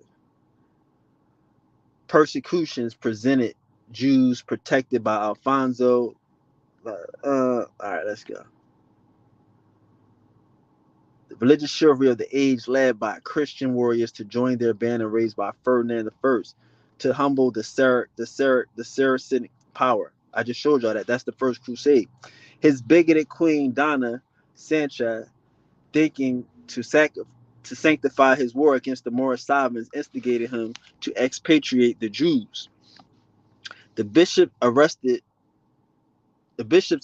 his zeal, and their conduct was highly commended by Gregory, who then filled the papal chair. The revolution of the Moors in Africa in 1080 so distressed his successor Alfonso I that he found himself obliged to befriend and favor the Jews. In order to make their persons and assistants serviceable to him, they were promoted to considerable posts and obtained such privileges that Pope Gregory II disapproved of his conduct. So understand what's going on in Castile. The Jews are being promoted to the highest post so they can get access to the Jewish money in the Jewish bank. You dig what I'm saying? So high that the Pope is upset. And this is 1080. Okay? But his censures were disregarded. Alfonso would not retract what he had done, nor withdraw his protection from them. Alfonso sought refuge from his brothers at Toledo. The reigning monarch, Al-Amin, kindly received and hospitably entertained him. In return, he promised his life, his friendship, and assistance against a mediated attack of the Caliph at Cordoba. But after the death of Al-Amin and his son Hussein, Alfonso, considering himself relieved from his promise, laid siege to the ancient Visigoth capital, which resisted the forces during 3 years. Now watch what happened here, y'all. At length, in 1085, Toledo capitulated. A large number of Israelites resided in the city and the surrounding country. They suffered severely from the desolating war. So again, these Jews was on the side of the Moors. You see what I'm saying? So when the Moor, like you said, Hussein, when the king died, when Al-Amin died, his son took over. Alfonso attacked Hussein, laid siege to these niggas. You know what I'm saying? And got back his city, right? So the capitulation secured both the Moors and Jews' undisturbed residence, the free exercise of their religious rights and permission to be judged by their own laws. But although respected by the monarch in their religious ceremonies, the Hebrews were not treated with that consideration the laws of the nation demanded. A right ill-defined and worse understood at that period. After the surrender, they demanded exemption from the capitulation tax of 30 deniers levied on all Jews in Castile above 16 years of age, and on the plea that their ancestors resided there at the time of the crucifixion and therefore were not accessories to it. Peter, king of Aragon, was preparing in 1096 to join the crusade. I just showed y'all what happened when these niggas went on the crusade in 1096. They just killed all those Jews on the way, right? Because again, those Jews live in underground houses. Nicholas de Valencia endeavored to dissuade him from it, representing that he need not to go so far in search of foes, for he had too many dangerous enemies in his kingdom, leading to the Jews, who he falsely asserted hated the Christians so much that they never met with them without ejaculating curses on their heads, thus pretending that the bigotry and intolerance of the Jews was equal to those qualities inherent in the breast of the Dominican friars. So understand that they stand that the Jews is the rich. They the bourgeoisie. They getting all the money, and they looking down on these Christians. Yeah, even if they living in caves. I showed y'all them caves was fly. They got curtains. They got, you know what I mean. They got toilets in them caves. I showed y'all that. You know what I'm saying? Like them caves was fly. Them dudes is getting money, but they using them caves like refrigerators. Don't Don't think they slow because they troglodytes and trolls. They not stupid. They just play stupid. His physician was a Jew named Isaac, the author of a learned work on fevers. Because again, when they went to collect that dude estate, they didn't think he was stupid. They knew he had some money. They went to the cave to go get it, didn't they? He was requested by the Castilian nobles who were averse to the marriage of the Princess Eurica with the foreign prince and wished her to be married to the Count of Candaspina, the most powerful and wealthy grande of Spain, to represent the king the wishes of the nation and to dissuade him from giving his daughter to the king of Aragon, fearing from his impetuous temper to address him themselves. Alfonso, irritated at the assumption of so much authority on the part of a Jew, basically, as to wish to control the marriage of his princess, dismissed his physician for convening him their representation and hastened the nuptials, which took place at Toledo with extraordinary pomp. His treasurer was sent with a guard of cavalry to demand the payment of tribute from Abin the king of Seville and the restoration of some towns that belonged to the kingdom of Toledo. The envoy, the Jewish envoy, right, had his eyes put out and his escorts were cut into pieces. In 1123, the castle of Bourges, which had been seized by the king of Navarre, was invested. The Jews of the city and the neighboring Castilian towns, desirous of signaling themselves in service of their legitimate sovereign, raised a large force to assist in the siege. Huh? Did you hear that? Y'all say Jews don't be fighting, Jews don't be doing nothing. Huh? The Jews, huh? The Jews of the city and the neighboring Castilian towns, desirous of signaling themselves in the service of their legitimate sovereign, raised a large force to assist in the siege. Their division attacked the place so vigorously that the governor, Don Sancho Azena, fearing an assault in the quarter, hastened to the spot with the troops and was shot by an arrow of the besiegers. So the Jews is busting shots in niggas. They shooting people off horses. Don't play that scared Jew shit around here. On his death, the castle immediately surrendered. You see? Jews is taking castles now. You see? Spain about this time gave birth to many eminent men among the Jews. But wait, let's go back. Let's go back.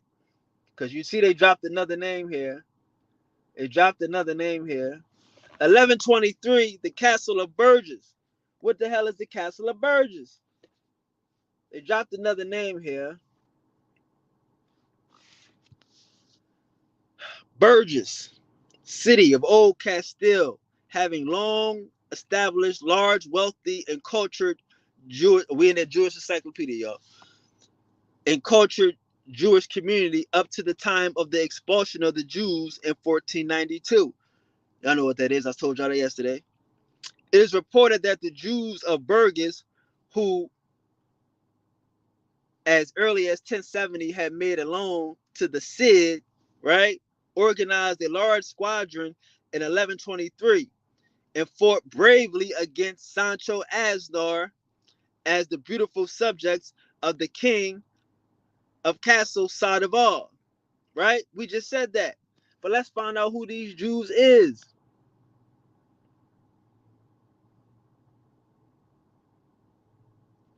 Let's find out who these Jews is. Hold on.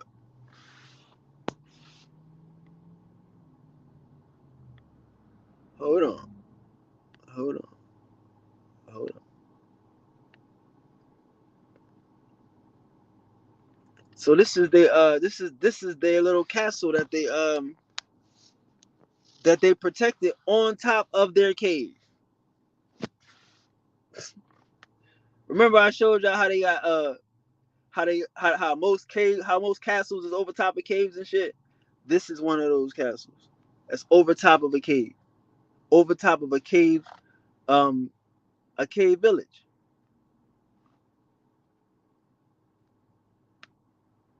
You see? And they live on this mountain. They like the other people lived in Mount Junik. These people lived inside of this mountain.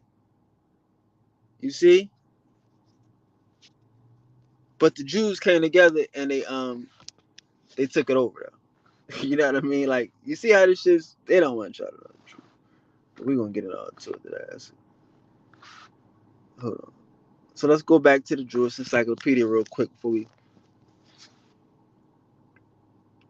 So now we also see that y'all, everybody heard of El Cid. Now that you see that the Jews is financing El Cid. El Cid is the Spanish hero. He helped them defeat the Muslims. So they living in Muslim in cities and they financing the Christians, right? Until the Christians come, and then when the Christians come, then they fight the Christians. You see what I'm saying? But again, this is a cave town. We're gonna let them niggas tell you about the cave that these niggas live in. Hold on one second. Hold on.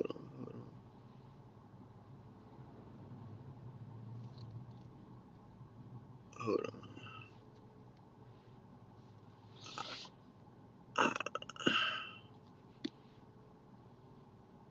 It's the cave town.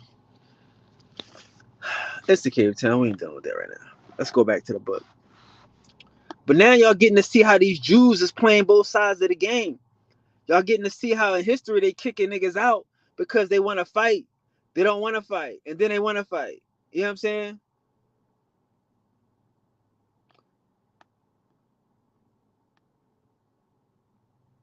Now we're gonna get in.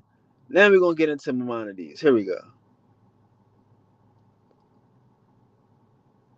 Alright, hold on. Hold on.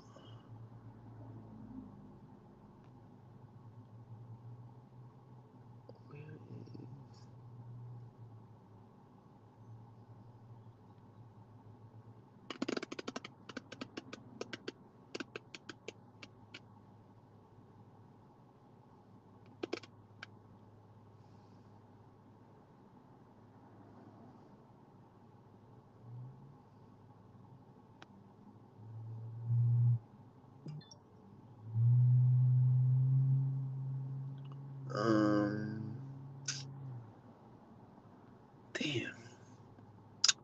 I wanted to find out about David Kamichi real quick. Because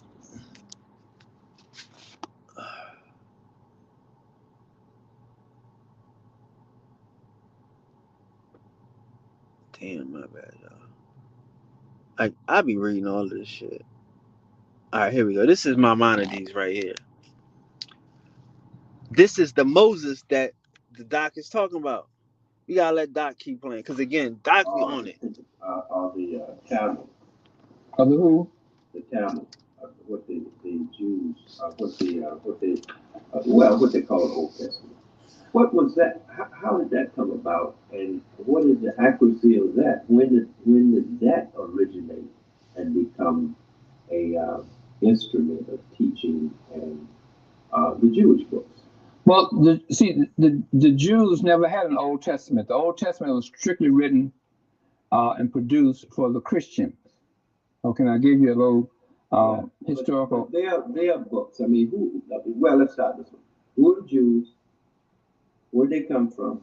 And how did they evolve in terms of the religion? Okay, now, what I'm about to tell you, Reverend, no one on earth is going to tell you this. Now listen, Judaism, of the three major religions, is the third religion of those three. But they teach you just in reverse. They say that Judaism was first because they said that Jesus Christ was a Jew. So Judaism was first. They say after the death of Jesus Christ, then came Christianity. And then they're going to tell you that Islam is a combination of Judaism and Christianity. Historically incorrect. Because I'm going to tell you now, you have to know the historical origin of Judaism. It was a man by the name of Solomon Bar Isaac, between the years of 1080 and 1100, who created the formula for Judaism by creating Sefer HaYasa literature. Sefer HaYasa means, Sefer means books, Ha means of, and Yasa means of the upright ones. Books of the upright ones. Who are the upright ones? Abraham, Isaac, Jacob. Okay? Those are your upright ones. Later they added Solomon and so forth and so on, and other names. Now, what did Rashi, who is Rashi? Rashi was a Lombard. Let me tell you this, I'm gonna make a statement. You never heard the statement before. In order for anybody of any race, creed, or color to find the historical origin of Judaism as a religion, you have to know the history of the Lombards and the Templars. Then you will find the historical origin of Judaism. You got to remove yourself from believing in traditional religious theology as being taught by these various religions. Use Kayak's filters to search only the flights you actually want to take. Download the Kayak app now. And that's what I'm saying. I get it. Like, it's you know, you got to listen to it and watch it and then do what he's saying, then play it back. You know what I mean? Like, I got to show what he's saying and then play it back. So this is the second time I'm playing it. Hopefully it's answering your question this time. Is the Christians and the Muslims was already there. The Jews made it up so that way they made it up so that way they wouldn't get caught up. Like, again, they made it up. They added themselves into the Christians and the Muslim joint so that way they wouldn't get harassed no more. That's what it is. So say that they made it up so they could fit in, and they just backdated their stuff. It's like they made themselves a prequel and everybody's shit. You know what I'm saying? They didn't have to be the second verse. They made the niggas the second verse by just going back in time, by just making it up. You see? But I'm about to show you how what he says makes what he says is true.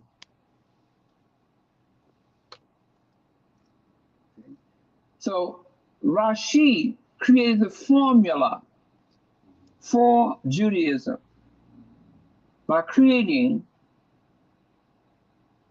Sefer HaYasa literature, which is the base foundation of the Torah. The Torah is handwritten, used by a rabbi to teach the believer. Okay? The believer has to learn what the rabbi is teaching him from the Torah by way of memory. That way, that individual internalizes the laws, the rituals, the customs, and the ceremonies of Judaism. So you have to start there first to understand where these Old Testament literature and Bibles come from. Then you got to study Rashi, you got to study Jacob ben Meir, who's Rabbi Tam, you got to study Moses Maimon, called Maimonides, who's called Rambam. You see, it's a process. You got to study. Okay, so now let's keep going in the process. Let's study Rambam, Moses of the Bible, because again, all of this is really real shit, and it happens within the same time period, is what I'm trying to say. So now you got Moses ben Manan, more generally known by the name Maimonides, was born in Cordova, again born in Spain in 1131, where his father, Rabbi Manan, was a judge. His talents far eclipsed the long line of sages he descended from. In his boyhood, he was indolent and so disinclined to study that his father sent him at an early age from his parental roof. During his absence from home, he was unremitting in his studies. An elegant oration by him, made by him at the age of 14, reconciled father and son. Acquainted with all the writings of the ancient philosophers. You see what I'm saying? These is philosophers now. They don't have a Bible, bro. They don't have a Bible. They use the Talmud. They use philosophy. These are philosophers. They wealthy men, even though they live underground. He was an able mathematician and metaphysician. When only 21, 23 years of age, he began his imperishable work, The Powerful Hand, which is a completed digest of Hebrew jurisprudence, customs, and religion. See, they be talking about laws and behavior in philosophy. He completed it in the short space of 7 years.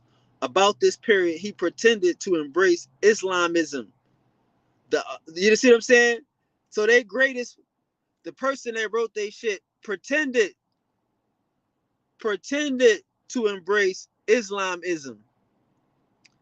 The Almohad monarch Abdullah Mahin having decreed that all Jews and Christians should become Mohammedans.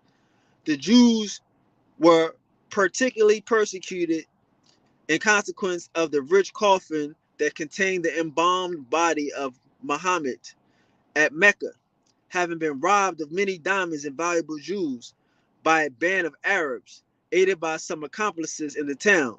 The guards, to screen their negligence, accused the Jews that had come from Toledo of the act, saying that they had been sent by their other Jews of Spain to commit it. Understand, these are Jews from Spain and Mecca, in Islamic Mecca, hanging around the Kaaba and the Prophet.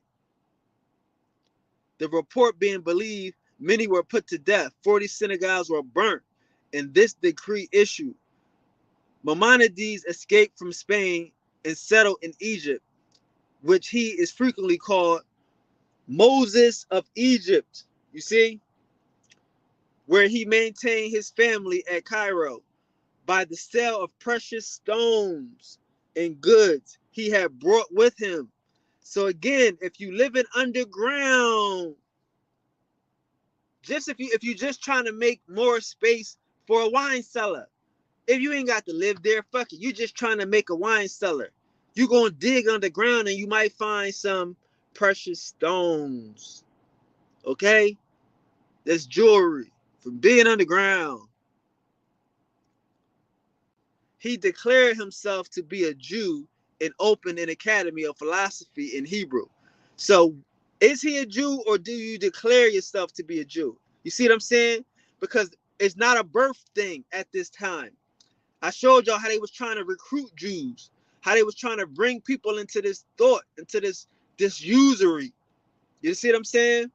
So it ain't about no bloodline. Anybody could be a Jew. At this time, he had to declare himself a Jew. That don't sound like you born a Jew. And opened an academy of philosophy in Hebrew, to which many scholars repaired. He joined the medical school of that city. His talents brought him to the notice of Al-Fadl Abdul Rahim Ibn Ali Ibn Sin, who greatly befriended him, and on the becoming minister, appointed him physician to the court with a yearly salary. The estimation of his medical abilities is shown by the following letter to his friends. I'm gonna skip this. This is showing you how busy he is. We're gonna skip that. Yeah, he can say, I reside in Cairo at the capital city and enjoy the greatest intimacy with the Sultan. In the fulfillment of my duty, I visit him every morning. We don't need to read all that shit. So this is Jews that's sitting there getting money. See what I'm saying? Hanging with the Sultan and they're not afraid of being nothing. He acting like he a Muslim, but he declaring he a Hebrew. So come on, let's keep going. Okay, so yeah, he instructed the first named sovereign in philosophy and humility, and he proved a worthy disciple of so great a master. For at his death, he ordered his corpse to be interred with pomp, and that the banner carried before it should be a piece of linen, the size of his shroud.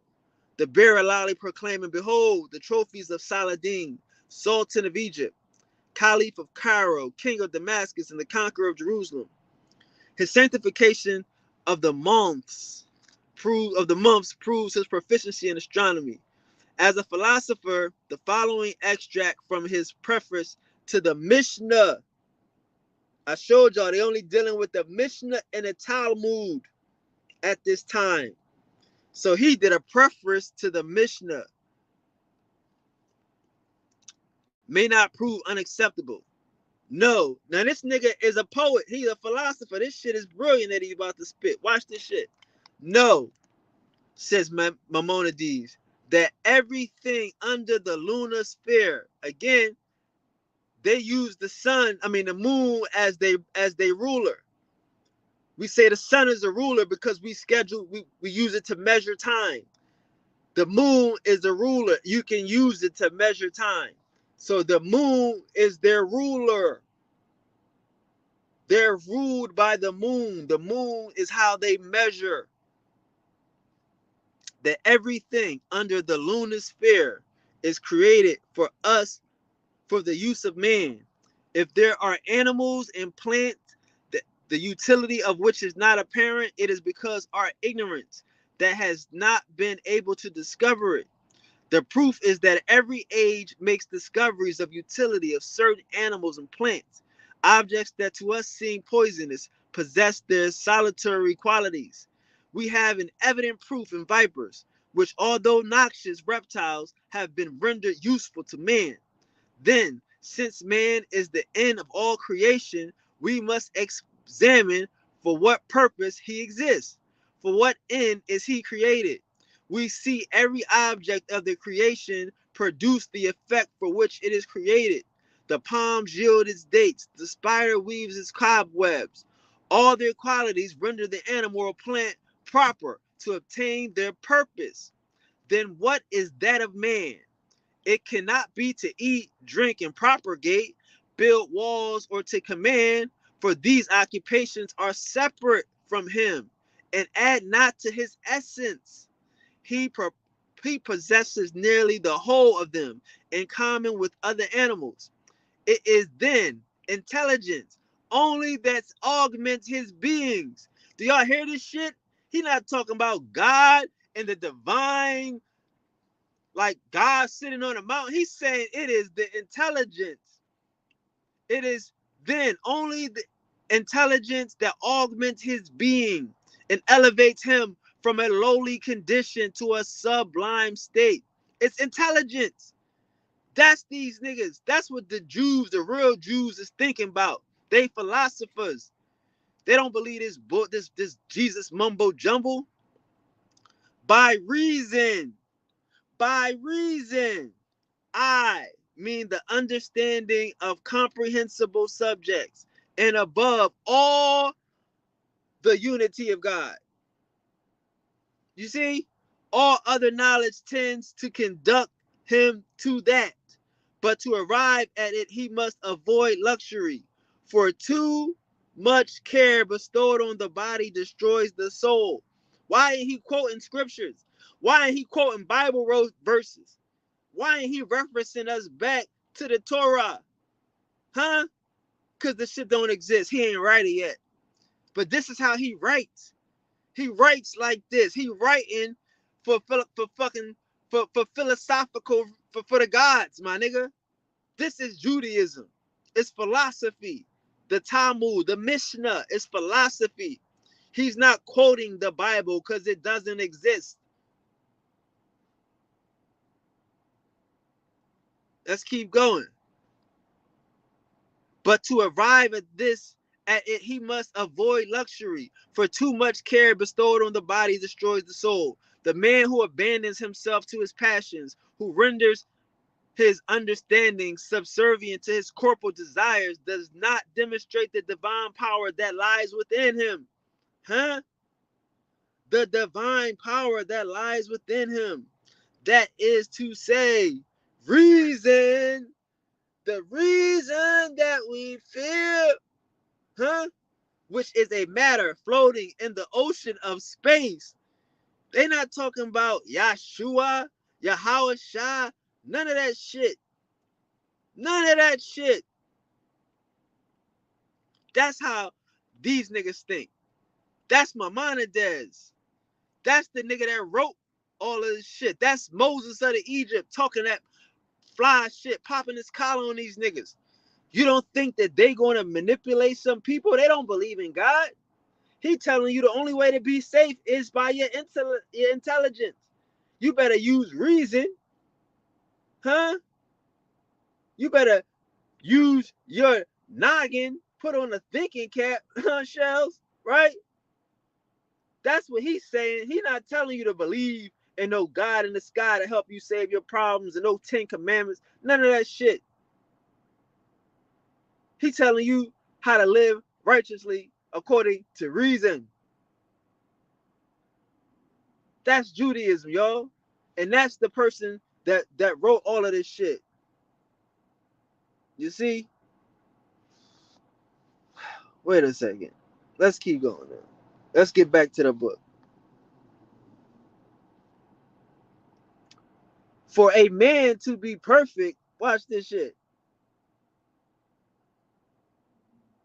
For a man to be perfect, he must combine in himself science and actions. That is the knowledge of truth with the practice of virtue. You got to practice. Science and action. He ain't waiting on no fucking curses. He ain't waiting on no fucking no Deuteronomy. No, you know what I mean? He not cursed. This nigga talking about science and reason. Here we go. The history of the Jews of Spain and Portugal. This is a history book. You know what I mean? I can tell, like you said, we got to deal in history if we want to find out the motive for creating a religion. These some smarty art niggas. You see? These niggas too cool for school. For a man to be perfect, he must combine himself with science and action. You can't just know right. You got to be right. That is the knowledge of truth with the patience of virtue. This is what not only our prophets, but the ancient philosophers taught us. You see this shit? Philosophers. And it will be found more detailed in my exposition of the ethics of the fathers. Throughout the law, you find this precept: learn and then practice. Learn and then practice. See, y'all don't know this because that's Talmud. That's Talmudic law he talking about. It indicates that knowledge, proceeds action. For knowledge leads to actions, while they do not lead to knowledge. This is the reason why our sages have said that learning begets practice. That's why I be saying when y'all hear niggas say the fathers and all that shit, he talking about the rabbis, bro. He not talking about Abraham and them niggas yet. He talking about the rabbis. This is a rabbinical thinking. They don't use the Torah. This is rabbinical. They don't use the same type of priestly. Any rabbi got more authority than a Levi. A Levi don't have no authority over a rabbi. You see? This is rabbinical. We live in a rabbinical age. So when he talking about the fathers, that's who he talking about. Shit. Hold on. To this, hold on. Let's go. I'm gonna, cause this nigga I'm telling you, he dope. But probably some persons will say If the purpose of man is to acquire knowledge and perform good actions, why do we see the major part of mankind deficient in knowledge and even despising it, giving reins to their passions and devoting themselves to mundane occupation? To this I say, man has many material wants. It requires the labor of a multitude to satisfy them. Where's the God at? You see, he using philosophy. The length of Methuselah's life would not suffice were everyone obliged to exercise all the arts necessary to supply his physical wants. Meaning niggas is greedy. Meaning people don't have no morals. That's what he's saying. The study of philosophy can only be the portion of a small number. Were everyone to apply himself to this study, in a short time, human race would become extinct. Do you see the logic? Do you see why some niggas would want to trick some niggas to keep them working? Why he might know what he know, but he say, but if everyone to apply himself to that study of reason in a generation, in a short time, human race would be extinct. Cause niggas will be like me. Don't listen to Priest King. He ain't got no kids. Don't listen to Priest King. He rich. He'll work. If everyone would apply himself to that study in a generation, in a short time, the human race would be extinct. You see that? Maimonides had advanced in knowledge far beyond his time, and he was and still is considered the greatest man, not only of his nation, but of his age. Came to be treated as, hold on. Okay, let's keep going. Yeah, let's keep going. Okay. So yeah, he came to be treated as a heretic by the bigoted French Talmudists, right? And some of the Spanish rabbis. But nobody talking about the Bible. Nobody talking about the Torah. Again, we talking about Talmud and rabbis and rabbinical. You see? So they hated him for his invaluable work, The Guide to the Doubtful, written in Arabic, not in Hebrew, not in Yiddish, and translated into Hebrew, right? By Rabbi Samuel ben Tibin. They excommunicated the greatest person, you know what I'm saying? And caused the work to be burnt. But the more enlightened Spanish schools now supported it, but placed it under anathema. But placed under anathema his French antagonist. So understand that it's a schism between the Spanish Spanish Jews and the French, which is they call them the Ashkenazi, or they call them the Germans. You see? So let's keep going. At length, the determined conduct of the Spanish rabbis affected it after his death, and a deposition was sent in 1232 to this motherfucker grave. They sent it to his grave to ask him for permission, because that's what they talk about in the Talmud. They talk about how to forgive people of debts when you're dead. It ain't got nothing to do with no religion. You see? So, hold on. Did they say? Okay, here we go, right here. Rabbi David Kamichi endeavored in vain to reconcile their schism at length. Now, he also said David Kamichi wrote the Psalms. You see? Moses wrote the first 5 books, which is this Moses Naimedes. You see? From Moses until Moses, there was not a Moses. Huh? What? He is now acknowledged by all Jews to have been the greatest man among them since Moses. He even overshadowed Rashi. Why? Because he wrote the Torah. He wrote the first 5 books. He gave them the Pentateuch. His death, which took place in 1204, was considered a national misfortune by the Egyptians as well as the Jews. They observed a general mourning for 3 days and called it lamentable, a lamentable year.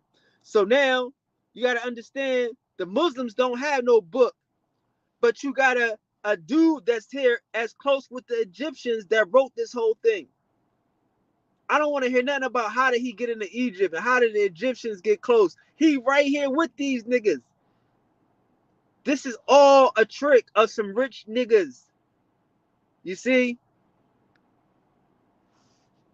You see? You see? It's all a trick of some rich niggas. Let's keep going. What else I got for y'all up in this joint? What else I got for y'all up in this joint? What's this? Boy, I got so much work, boy. I got so much work, but I think I'm gonna stop it right there, boy. No, I'm gonna give y'all one more thing. Hold on, I'm gonna give y'all one more thing because now we done introduced David Kamichi, so I just want to show you who. I know I gotta get that book, The History of Alabama, always. I want to show you David Kamichi and how David Kamichi wrote the Psalms. Y'all don't understand this when he be saying shit like this. David Kamichi. I don't know how to spell it. I'm gonna be wrong. David Kamichi, this guy right here. And his book is called The Psalter. Right? The Psalter. They got the PDF and everything.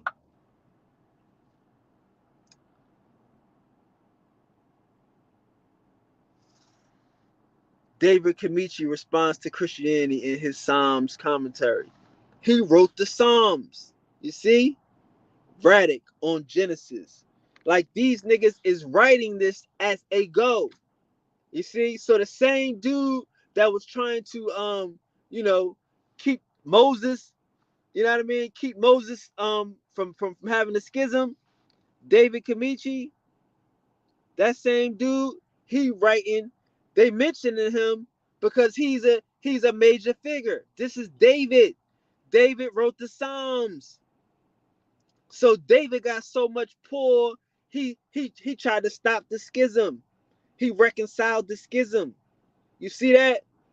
All these niggas is writing little pieces of this book that becomes what we call the Pentateuch or the Old Testament.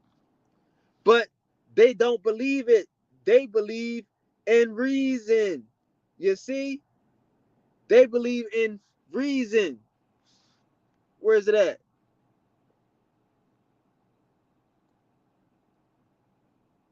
Intelligent and reason. These are the real Jews. Come on, man. Come on, man. We gonna kill that right there. We gonna stop it right there. We gonna kill that right there. I'm good right there. I'm good with that right there. I'm good with that. I'm good with that. We gonna save some. Cause it ain't even nothing else to save. It ain't even nothing else to save. It ain't nothing else to save. They did. You know what I'm saying? They did. They did. They did. Everybody, that's the thing about it. Shout out to Walter Williams. Everybody already knew Walter Williams was on that real. Like they knew what he was saying was real, but they didn't know how to explain it. Like nobody can explain what he's saying. I just broke it down. I just showed you what he was saying and how it all comes together. You see? That's it. I just showed you how it all comes together. You know what I'm saying? But they're philosophers. And if you see what the dude Moses was saying, he was saying that everybody can't even be a philosopher. Everybody can't even be rich. We would destroy the whole motherfucking culture, the whole humanity. You know what I'm saying? So that's what so they came up with this type of scheme to play it. So again, I feel like I gave you the who. I gave you the who was the like who were the Jews? Why would you become a Jew? What's the reason for being a Jew? I showed you where they live in the cities. in the towns.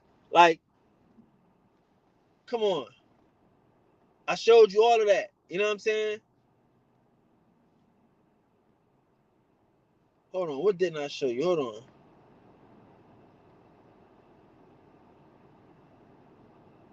I showed you where they live. I showed you how they get their money, they barons. I showed you what it means to be a baron. You can't be a baron, or you can't be a winery if you ain't underground. You can't be a jeweler if you ain't underground. You see what I'm saying? I showed you why that's important, because you got two different cultures. You got a culture of above ground people. We're gonna get into the Christians tomorrow. We're gonna get into the Christians tomorrow. We're gonna talk about the Babylonian captivity and how Babylonian captivity ain't got nothing to do with no fucking Hebrews. You see what I'm saying? Like, it's all something different and shit. The Babylonian captivity ain't got nothing to do with Hebrews. They just hijacked it. But I wanted to break the Jewish part down so y'all can understand where we left off yesterday. Y'all can have the full, complete understanding of why you kick some people out your city, and then why you might get tired of getting kicked out some city. Because it's hard to just, like Cuz keeps saying, like, they in everybody Bible. They in the New Testament, the Old Testament, they in the motherfucking King, they in the Torah. I mean, what's the shit? The Quran. How did they do that? Because they could. It was nobody else doing nothing. So they just did it. They just did it. And that's what I'm saying. That's what I was trying to show y'all yesterday.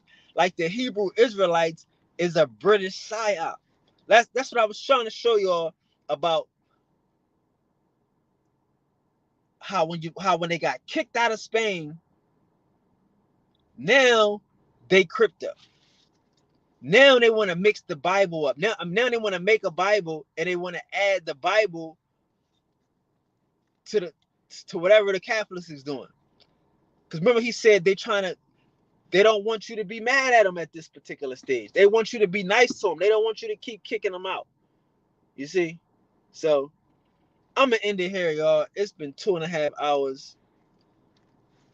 If y'all got any questions, I'll definitely answer. But I think that was it. I think I did a good job there. I really think I did a good job. I don't know. I don't know, bro. I don't know. So if y'all got any questions, I'll definitely answer. There we go. I think I did a good job on that. I don't know.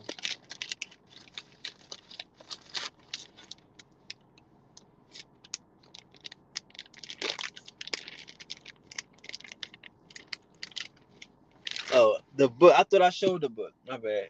I thought I showed it when he asked it. It's called The History of Jews. The History of Jews in Spain and Portugal. Yeah. So yeah. Nobody told you today I love you. Love me and in love with you. Peace to the guys. Peace to the goddesses. We can come right back and have an after party if I want. We can talk about anything. But salute Black Indian defenders. Salute the resistance. You see, it's a mind game. These Hebrew Israelites on the corner don't know what they doing. They just a part of the mind game. Pause. Peace. Oh yeah, they customers. They dope fiends. That's what they is. They dope fiends. The Hebrew Israelites on the corners is dope fiends, and they don't know why they doped up, but they are. It is. I just showed y'all why. Weirdos. Peace.